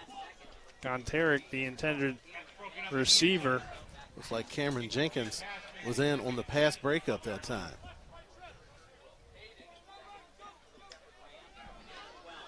As we roll under 14 to play in this one, 13-46. Rams with a big lead in this PSAC opener. 1-0 on the season. The Rams are ranked 12th in the polls. Pass underneath to Ryan Beach, off his fingertips and incomplete. One of the rare errant passes that we've seen from Bagent today, but it wasn't the worst pass I've ever seen. I mean, it's catchable. It was catchable. Yeah, tough catch, definitely, but certainly could have been hauled in. That's tough for the 5'6" redshirt freshman to run full speed, jump up, and try to snag it with one hand. Somebody could have caught that, but probably not Ryan Beach. I guess that's every pass, right? Somebody could have caught it. Hebron up the middle. Oh, good run. Hard and aggressive, and he gets into the end zone. Outstanding lead block that time. I thought he was already down. Yeah. I took my eyes off the play and didn't realize that he was still going. Patient run by Hebron, allowing his blockers to get out in front and clear the path for him. And hats off to Matt Bettarelli on that play. Just did a good job of cleaning up. He was lined up on the left side in that bunch, and he's coming back around to the other side of the offensive line, kicking out that outside defender and giving a clear lane for Hebron to hit and run it into the end zone. So the Rams will attempt the extra point to make it 49-19 if it's good. High snap at the kick is perfect once again for the Shepherd Rams. 49-19, 13:36 to go in this contest. This is Shepherd University Rams football on TV 10 and WRNR YouTube channel. Hi, this is Talk Radio WRNR and TV10's Rob Mario. My family first stayed at La Bella Vita at Deep Creek Lake in Maryland several summers ago, and we've gone back every summer since. La Bella Vita is owned by Martinsburg residents who've meticulously decorated and furnished this amazing mountaintop vacation home with breathtaking lake views that is only 2 hours away, featuring 5 bedrooms, 5.5 bathrooms, a fireplace, a large family room with an 85-inch TV, a hot tub, and multiple decks. There's lots more of the La Bella Vita experience to enjoy, including Deep Creek Lake itself, a 3,900-acre lake with 69 miles of shoreline. It's a great combination, and it's waiting for you. So take it from somebody who's been there multiple times. You are going to love staying at La Bella Vita at Deep Creek Lake. For more information, visit the Facebook page or contact Tailor Made Deep Creek Vacations and Sales, or call 301-750-2182. You were mentioning it to me at the break and kind of forgot to go over this in the pregame. I mean, this is a young Gannon Golden Knights team compared to Shepherd, too, who has a ton of grad students. Just the polar opposite of seniors, grad students. Most of these guys are sophomores, redshirt sophomores, and redshirt freshmen. Yeah, so, I mean, very young teams. I mean, the future is bright for this group, absolutely. And they fought today as well, even though the scoreboard hasn't gone their way. I mean, they've had some solid plays throughout, as here's a nice kickoff return across the 30-yard line. So we'll shout out our fourth quarter sponsors for you.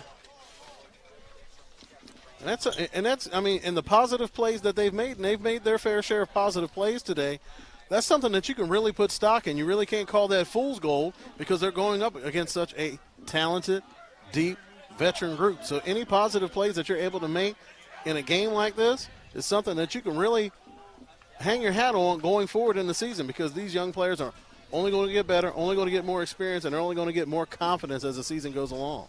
This fourth quarter brought to you by the Mirius Group of Ameriprise Financial and Smallwood and Small Insurance. Sam East wide open here on the sideline, gets out to midfield before being brought down by Duckworth, excuse me.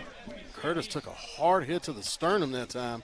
They've called some roughing the passers earlier in the game that were kind of questionable. I'm kind of surprised they didn't call that one. Yeah. Kevin Kauser came up hard and just put his face mask right in his sternum. Man. But the stuff that they've been calling, gee whiz. That one earlier when you we can were hear going it up here. This from left to right, it didn't make much sense. But, yeah, I didn't see that hit because I saw the wide open receiver.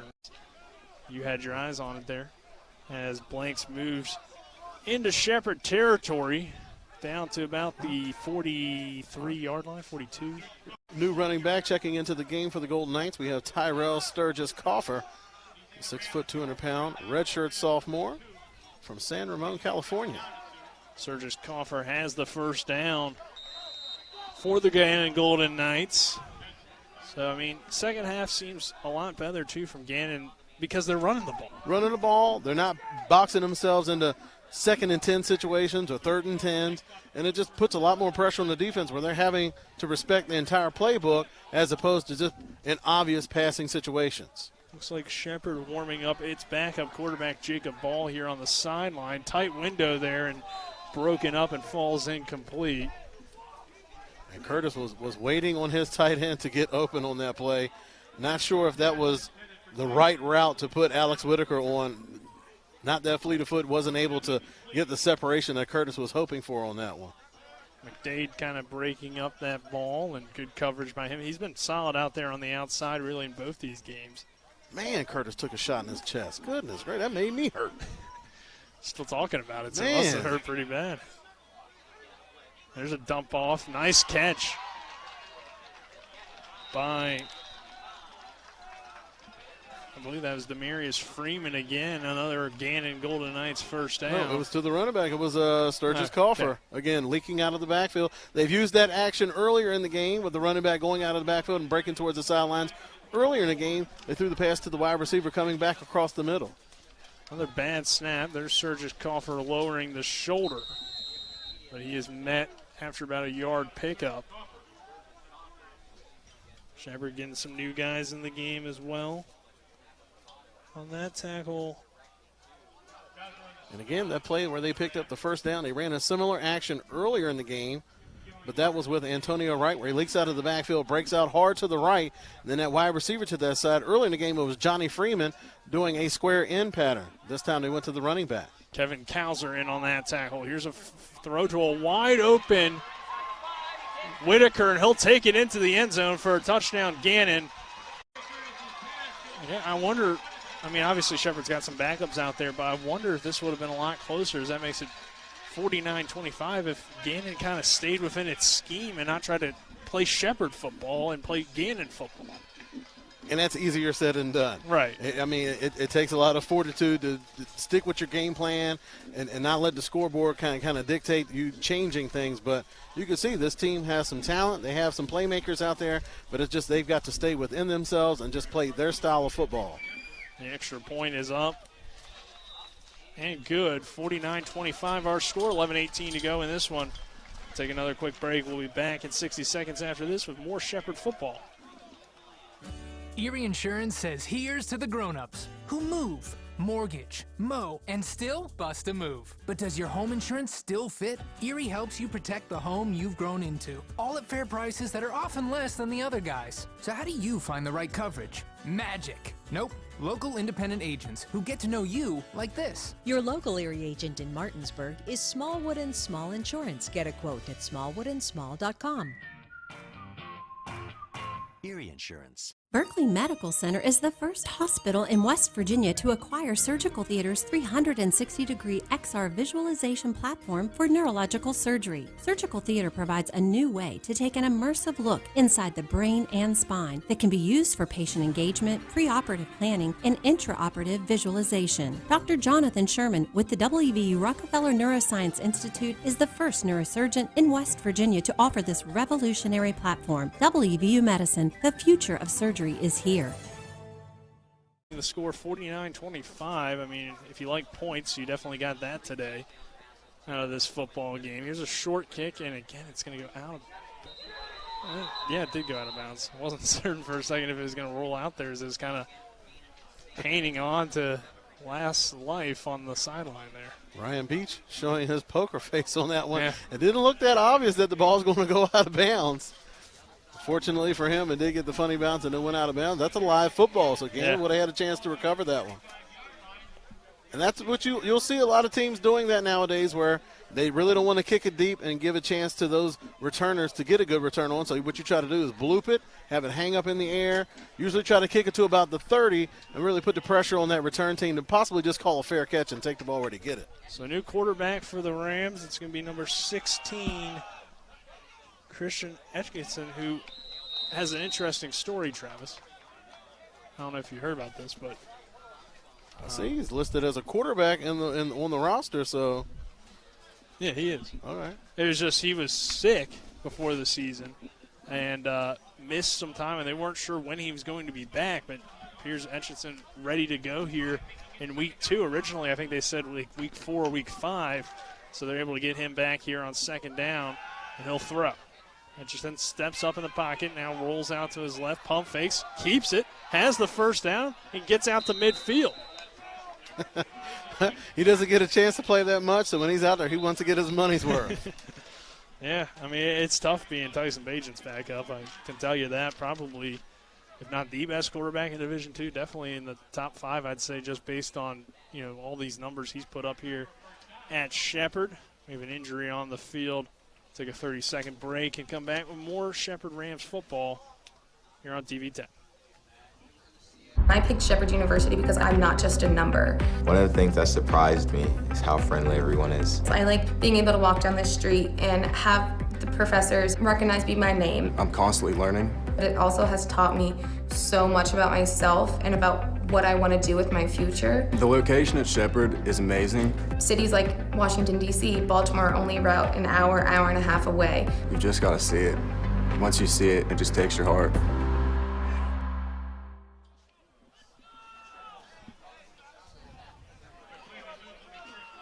Welcome back to Gannon University. 10:35 to go in this one. 49-25, Rams on top. Etchison will give it to his running back, and he has a first down. That is number 28. Avon Holly, 6'2", 202-pound sophomore. Holly did get, I think, a carry or two in the win last week against Ohio Dominican. So 1st and 10 for the Rams from the 37. We talked about getting the younger guys in and repping them out. In particular, is that situation at running back. This is valuable time for those running backs because nobody's really clearly established themselves as the starter. We'll give it to Holly here again, and this time he gets stopped after a short, maybe got to the line pickup. Some new guys in there for Gannon as well, but Malik Bridgman, a starter for Gannon, the first man there on the tackle. 2nd down and 9 now after the 1-yard pickup as we roll under 10 minutes to play in this one. Shepherd 49, Gannon 25.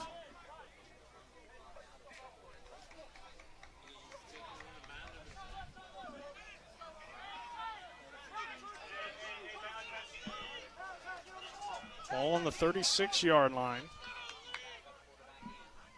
Hutchinson takes the snap. They'll run Holly off the left side. Find some room across the 25-yard line. Down to about the 29. Holly, a taller running back, taking those long strides. Doesn't look like he's moving fast, but man, is he gobbling up turf with every step he takes. Down to the 31, I should say, not the 29. 3rd and about 4. 3 receivers set, one to the far side, 2 to the near. Etchison in the gun. They'll give it to Holly, and Holly does not get the first down. Bridgman again on the tackle. Tangle up here in the backfield. A defensive lineman again and a Shepherd offensive lineman. Offensive lineman Ty Lucas, also a product of Martinsburg High School. Things getting a little chippy here at the end of the game. So 4th down and 2 from the 29. 8 minutes to go. Shepherd looking to go for it so it can keep possession and not allow Gannon to get the football back. Because while Gannon probably can't come back and win this one, you don't want to give an opportunity to get any momentum going. And Etchison will run here to the near side. It's going to be very close. I think he might have got it. He did. Great extra effort, I think, right there, Travis, on that last second to get that first down.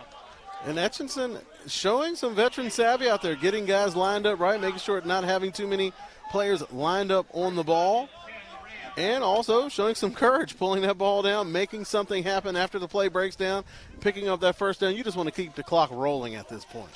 7.5 minutes to go in this one, and the Rams will roll that clock here. 18 on the play clock, so they can take it down, but they also can't see the play clock here, Gannon, so it might be a little bit early on the snaps.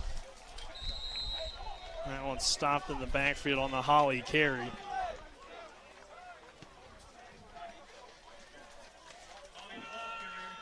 Kind of an interesting setup here at Gannon. We got baseball and softball fields here on this, 3-sport field.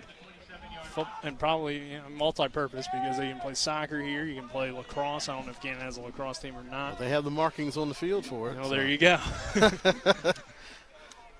We are in Pennsylvania where lacrosse is a bit more popular than West Virginia, at least. Here's a deep ball by Etchison toward the end zone and can't quite make the catch intended for number 81. That is Malachi Brown. And the redshirt freshman. Mistimed his jump on that play. He had a step on the defender, just a little too eager to leave his feet and go up and get it. If he takes 2 more strides, that ball's just going to hit him right in the chest. 6:36 to go here. 3rd down and 10, 27-yard line. 49-25, Shepherd leading. Hutchinson claps his hands at the line, takes the snap, drops back.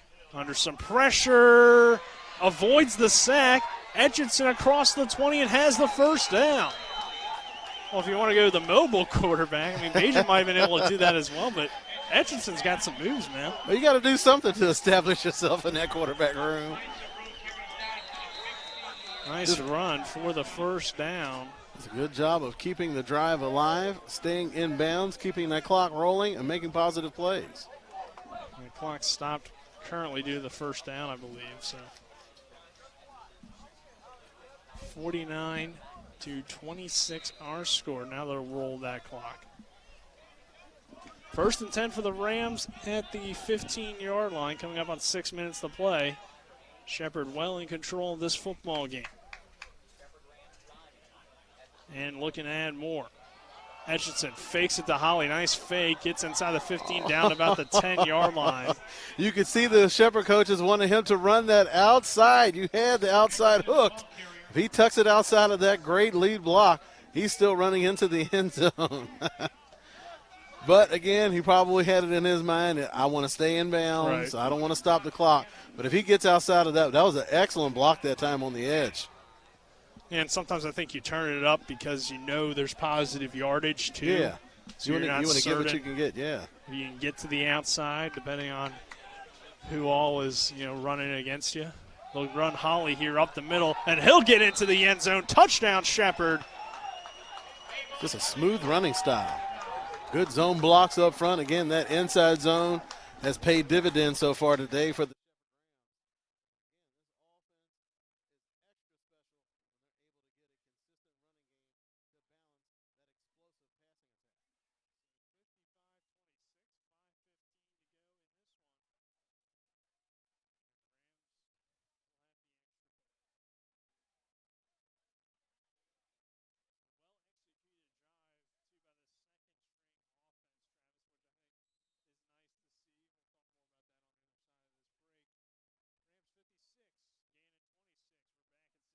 Remember when you were a little kid and saw your first deer? Oh, how cute. As an adult, maybe you've had a different experience.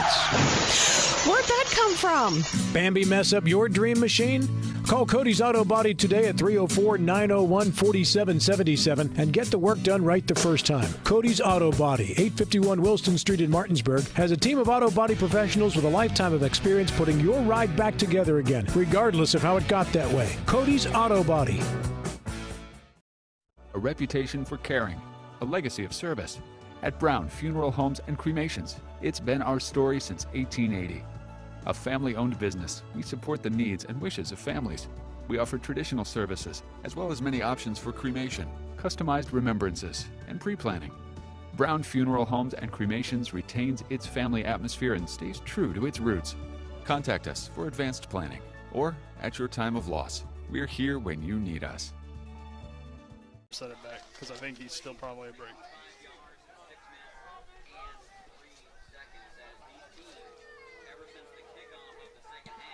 Welcome back to Gannon University in Erie, Pennsylvania.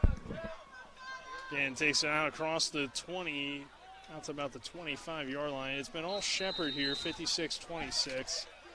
As I said before the break, Travis, get a positive drive, a touchdown drive out of your second unit. Now, obviously, Gannon's got some second stringers out there as well, the score being the way it is. But, I mean, that's got to – But Gannon still had their starters in on that defensive front. That's a pretty good defensive front. So the way that they were able to move the ball, particularly on the ground against that defensive front, like we said, you have a chance to develop your depth and those guys to develop some confidence so they can help you out down the road. Yeah, and it gives you – a chance to evaluate those guys and also a chance to kind of see how much talent you have all the way together here as running across the 35-yard line, the very big and sturdy quarterback, Corey Curtis. rumbles his way across the 35, but a flag comes in through the secondary.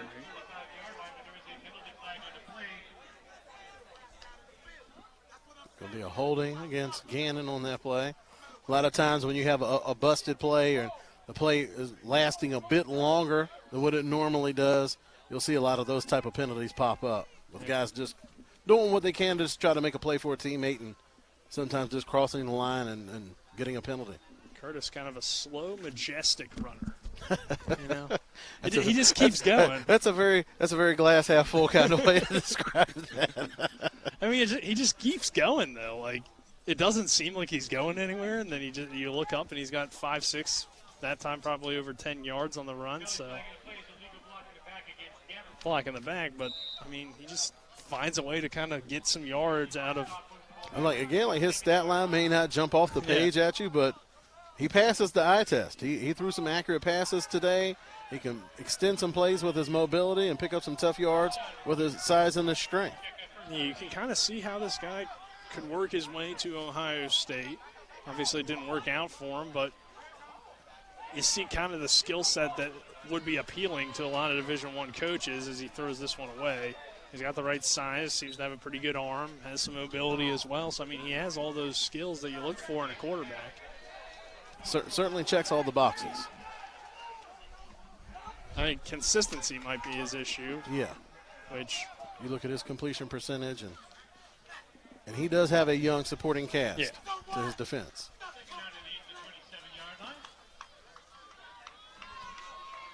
.359 to go.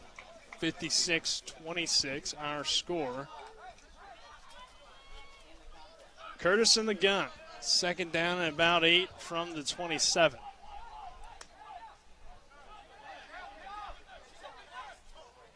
Some adjustments here on defense. Here's a dump down underneath and a nice hit by the Rams. That was 25. Kennedy Naimoa. Third down here. Ball on the 32.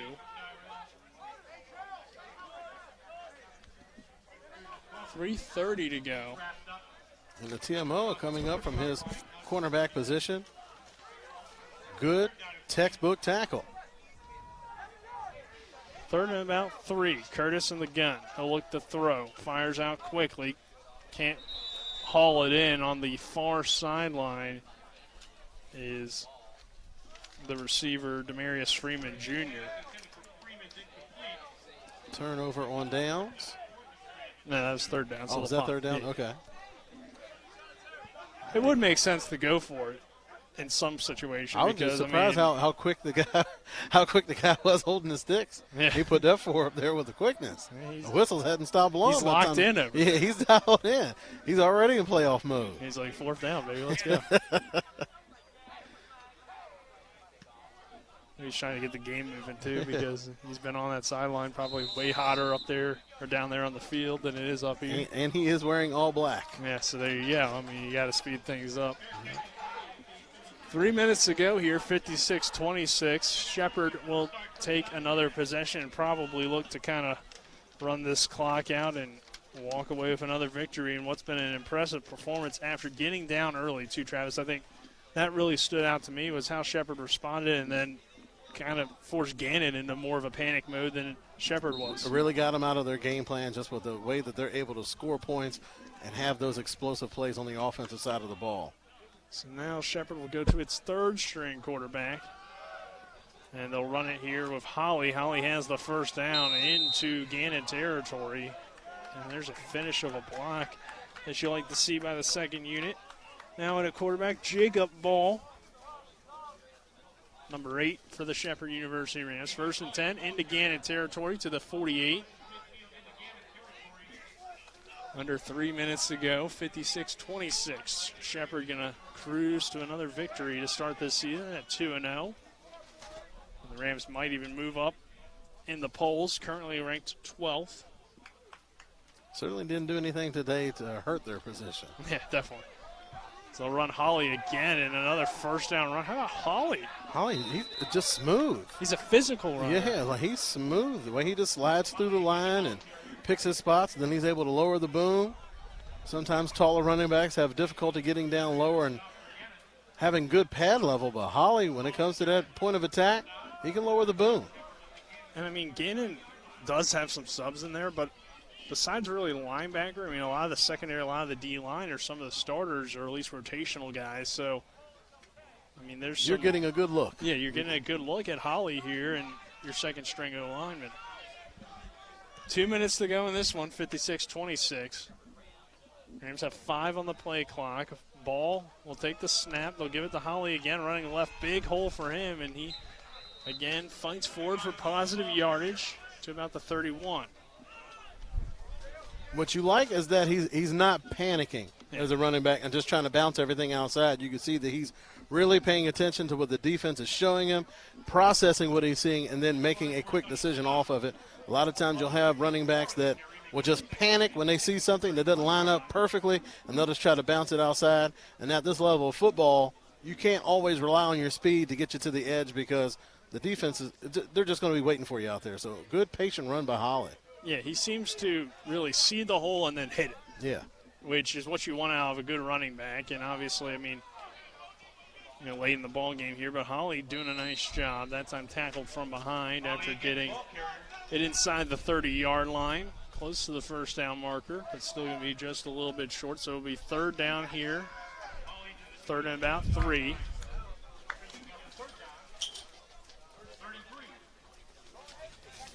As we roll under a minute here to go in this one, Travis, Rams can run 2 more plays and get out of here. Well, really just 1 more play, actually. And then they'll have the final few seconds roll off the clock. Ball takes the final snap, gives to Holly this time, sheds off tacklers, and you love the effort. Gets close to the first down marker, flag comes in to delay the ending. I'm thinking it's going to be a face mask. Yeah, it looked like they were a little bit high coming in there. So maybe the discussion is between, is it going to be the big one or the small one? Yeah, we'll have to see on that.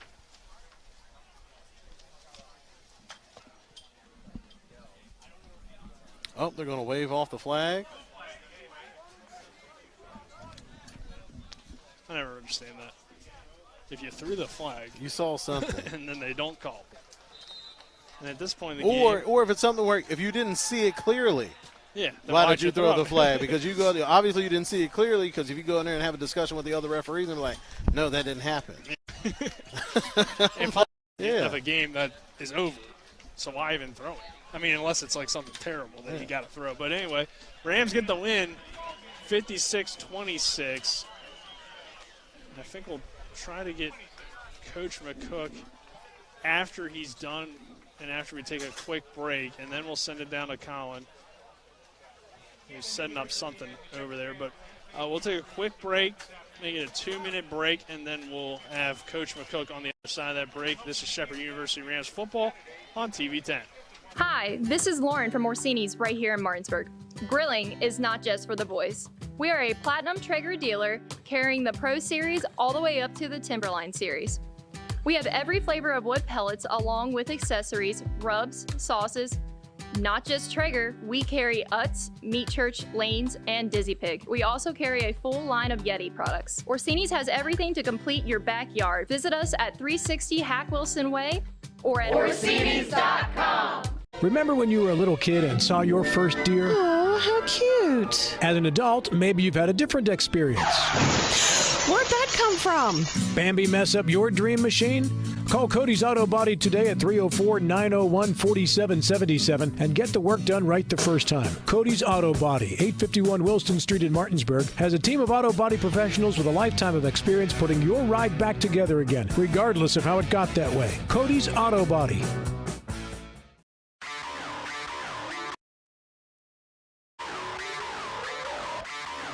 It's the post-game show as we recap the scoring, bring you stats and analysis, scores from around the PSAC and Super Region 1, the Division I Top 25, and the latest on the West Virginia University Mountaineers and Marshall University Thundering Herd. Let's get it started as we go back to the field and rejoin our TV10 broadcast team.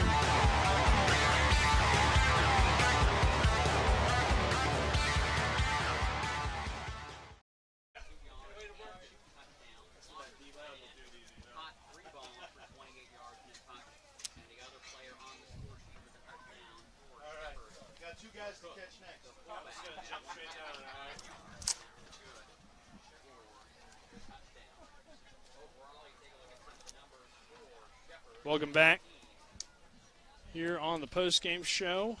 Palace Lounge postgame show. Nick Verzolini, Travis Smith. We were going to send it to Colin, but again, I'm going to have to apologize to Coach McCook.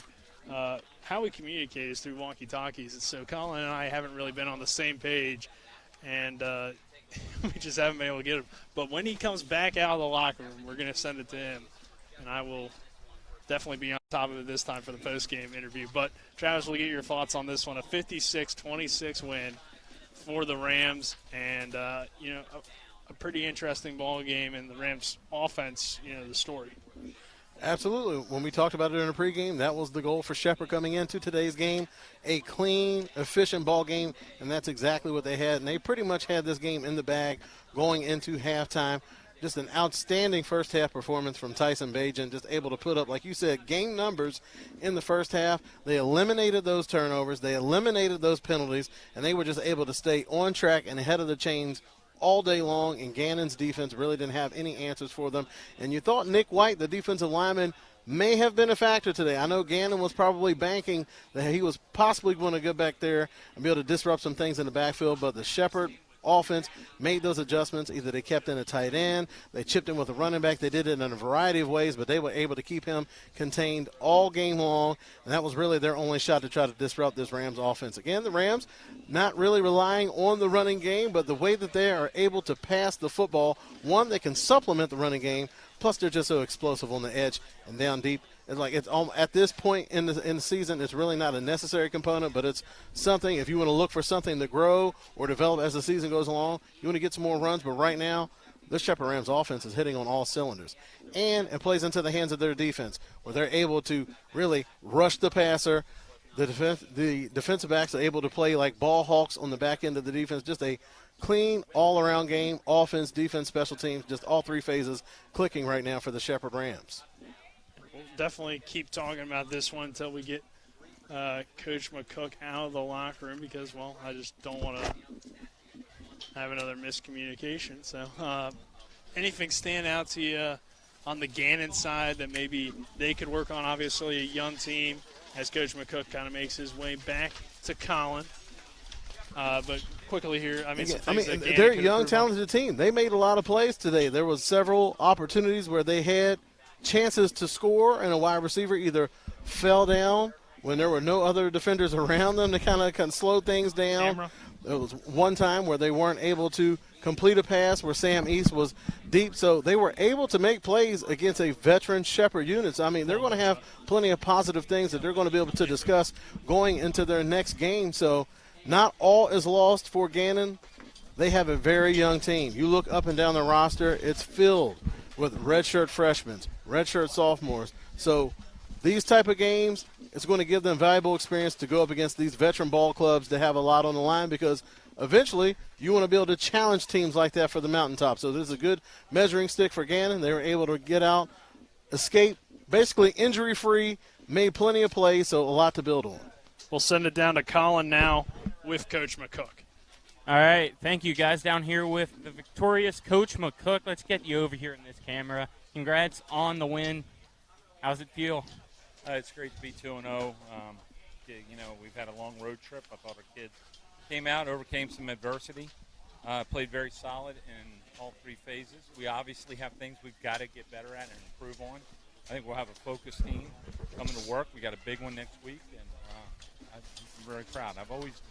One thing I've always realized that I need to enjoy wins, and we're going to enjoy this one. We'll look at the tape, and we'll come back tomorrow and start our preparation, make our corrections, and build our game plans in all three phases to be the most competitive team we can be. Big day for Tyson. How do you do out there? Yeah, Tyson was fantastic. I'm actually looking at this. He was 29 of 37 for 363 yards, 5 touchdowns, and the big thing is we didn't give up a sack. I mean, looking at these quickie stats, the fact that we were 8 of 12 on third down, they were 4 of 12 on third down. We doubled them up there. We were 1 for 1 on fourth down conversions. Our defense held them to 0 for 1. We were 7 for 7 in the red zone chances, which is great. And the time of possession, we had it by almost 11 minutes. So, you know, I think when you look at the statistics, it's all going to look really good. But I know there's going to be things on there that our coaches are going to be frustrated with, that they're going to want to come to work and fix and get better. Thank you, Coach. Congrats on the win. Back up to you guys with that interview. Hopefully you guys still have some stats because he just gave them all. So he did our job. We appreciate that. We didn't get any stats up here. So, yeah. I think Colin caught my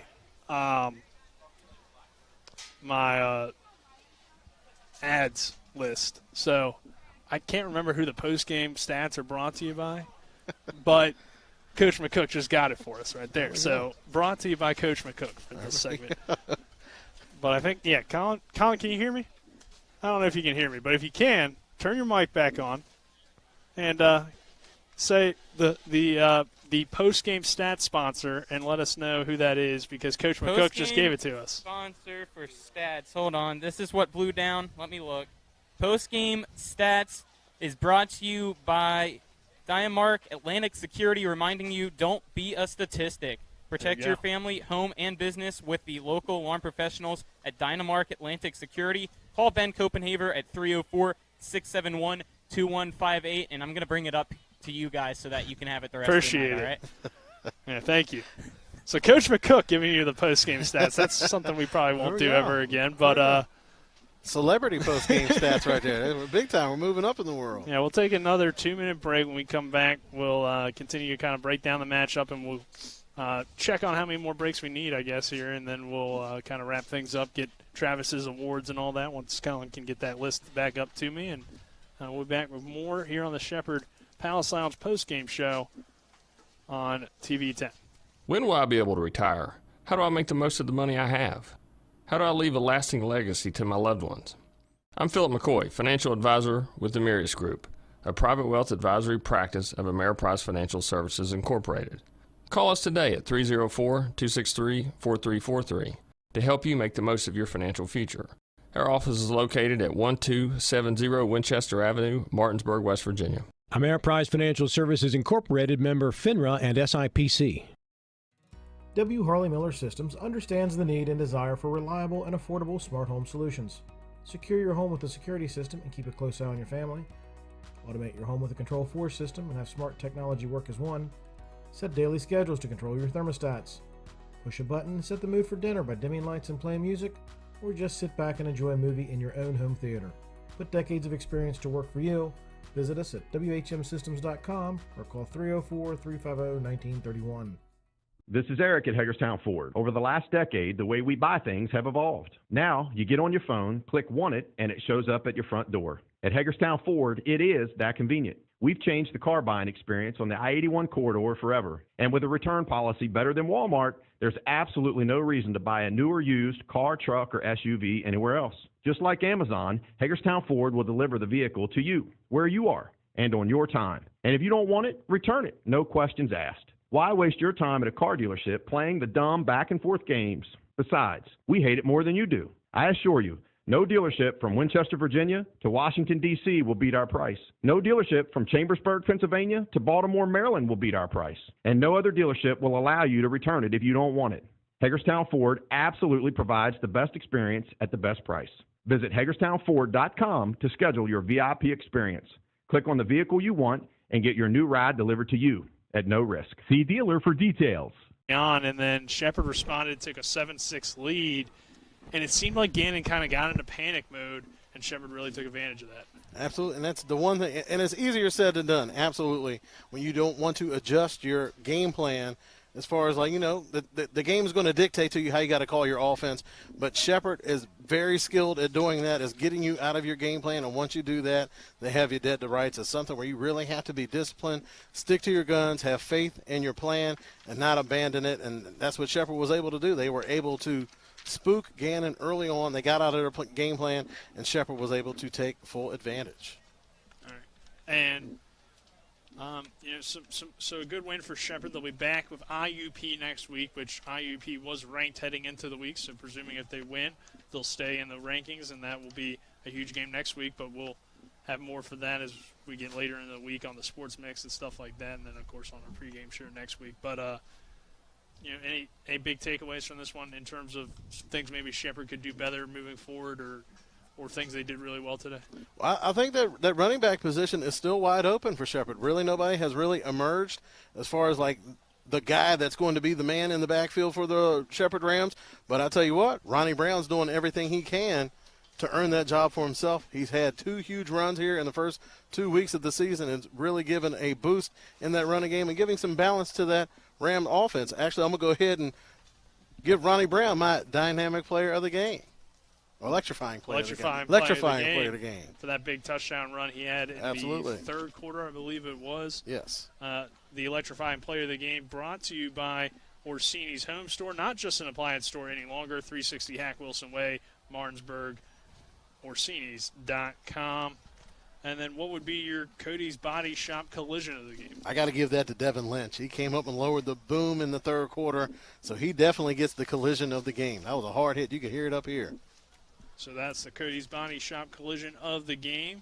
Cody's Body Shop located at 851 Wilson Street in Martinsburg, family owned, offering superior customer service and great pricing for a job done by experienced certified technicians. Phone 304-901-4777 or visit their Facebook page. And then finally, your WVU Medicine player of the game. Player of the game, Coach McCook, with his outstanding stat rundown at the end of the game, really kind of highlighted the player that I wanted to highlight as far as player of the game. Left tackle, Eric Ostro, going up against one of the better defensive linemen that you're going to see in the PSAC, and he shut his water off today. So my player of the game is Eric Ostro, protecting that blind side of Tyson Bajan for him to have an excellent day and able to make some plays in the running game. His presence was felt all game long. So my player of the game, left tackle, Eric Ostro. My hat's off to you. Yeah, he had a tough matchup. I mean, that's an interesting pick, but I like it. I like going a little bit outside the box with the player of the game. Brought to you by WVU Medicine, Berkeley and Jefferson Medical Centers, leading healthcare here and everywhere. So, Travis, any final thoughts heading into this matchup against IUP? Obviously, you know the history a little bit. You know, it should be a great game. Like Coach McCook said, there's going to be some things that they're going to have to clean up. This is going to be probably the best opponent that they faced so far this season. So an early season test for this Rams team. They still have some questions as far as who's going to be playing in that backfield, but they're trending in the right direction. And I'm looking forward to seeing a playoff-type atmosphere early on in the season with next week's contest. Shepherd gets the win, 56-26. For Matt Miller, Colin McLaughlin, John Alderton, and Travis Smith, I'm Nick Verzolini. That does it for our portion of the Palace Lounge postgame show located on Edwin Miller Boulevard in Martinsburg with a full lunch and dinner menu with daily specials and a clean, comfortable atmosphere. Check out the menu on Palace Lounge's Facebook page. Saying so long here from Erie, Pennsylvania. And stay tuned because Spencer Dupuis will have the scoreboard update for you on the postgame extra point show. That does it here from us for Erie, and Shepherd is 2-0 on the season. I picked Shepherd University because I'm not just a number. One of the things that surprised me is how friendly everyone is. I like being able to walk down the street and have the professors recognize me by name. I'm constantly learning. But it also has taught me so much about myself and about what I want to do with my future. The location at Shepherd is amazing. Cities like Washington, D.C., Baltimore are only about an hour and a half away. You just got to see it. Once you see it, it just takes your heart. The Palace Lounge in Martinsburg offers hand-cut, locally sourced steaks, fresh seafood, and sandwiches with great daily specials like 75-cent wings all day Monday, prime rib on Tuesday, New York strip on Wednesday, and chef specials every Friday and Saturday. Ask for the lunch punch card and have lunch on the Palace Lounge on Edwin Miller Boulevard. And don't forget the Big Apple Lounge on Sater Drive in Inwood. Welcome back, or welcome into the Home Helpers of Martinsburg post-game scoreboard show, brought to you by Home Helpers Home Care of Martinsburg, serving the tri-state area, giving care to you, giving care the way you want to be cared for. Learn more by calling 304-579-8862. Final there from Erie as Shepherd beats Gannon 56-25 to improve to 2-0. And Tyson Bajent 29 for 37, 363 yards, 5 touchdowns. The offensive line gave up no sacks, and Shepherd was 8 for 12 on third down while limiting Gannon to just 4 of 12. Now let's get you some other scores from around the country. Unable to get any PSAC scores. I've been trying to find some, but just can't find any scores updated on the PSAC website. So let's just bring you the top 25. A big shocker going down in Columbus, as with 12:50 last check left in the fourth quarter, number 12 Oregon has a 28-21 lead over number 3 Ohio State. And then with about 8 minutes left in the game, number 25 Auburn all over Alabama State 55-0. With about 12 minutes left in the third, number 13 Florida has a comfortable lead over South Florida 35-3. And these games that I'm about to tell you about just getting going here in the last hour or so. Number 19 Virginia Tech leading Middle Tennessee 14-0. And then number 8 Notre Dame has just a 4-point lead with about 4:59 left in the first, 7-3 over Toledo. Games that are getting ready to get going here in the next hour or so. Number 2 Georgia against UAB. Number 5 Texas A&M at Colorado. Murray State at number 7 Cincinnati. Ball State at number 11 Penn State. Those are all kickoffs at 3:30 Eastern. Then at 4 p.m., Mercer visits number 1 Alabama. Number 1 Alabama. And then at 4:30, Iowa, number 10 Iowa visits number 9 Iowa State. And then Clemson, number 6, host South Carolina State.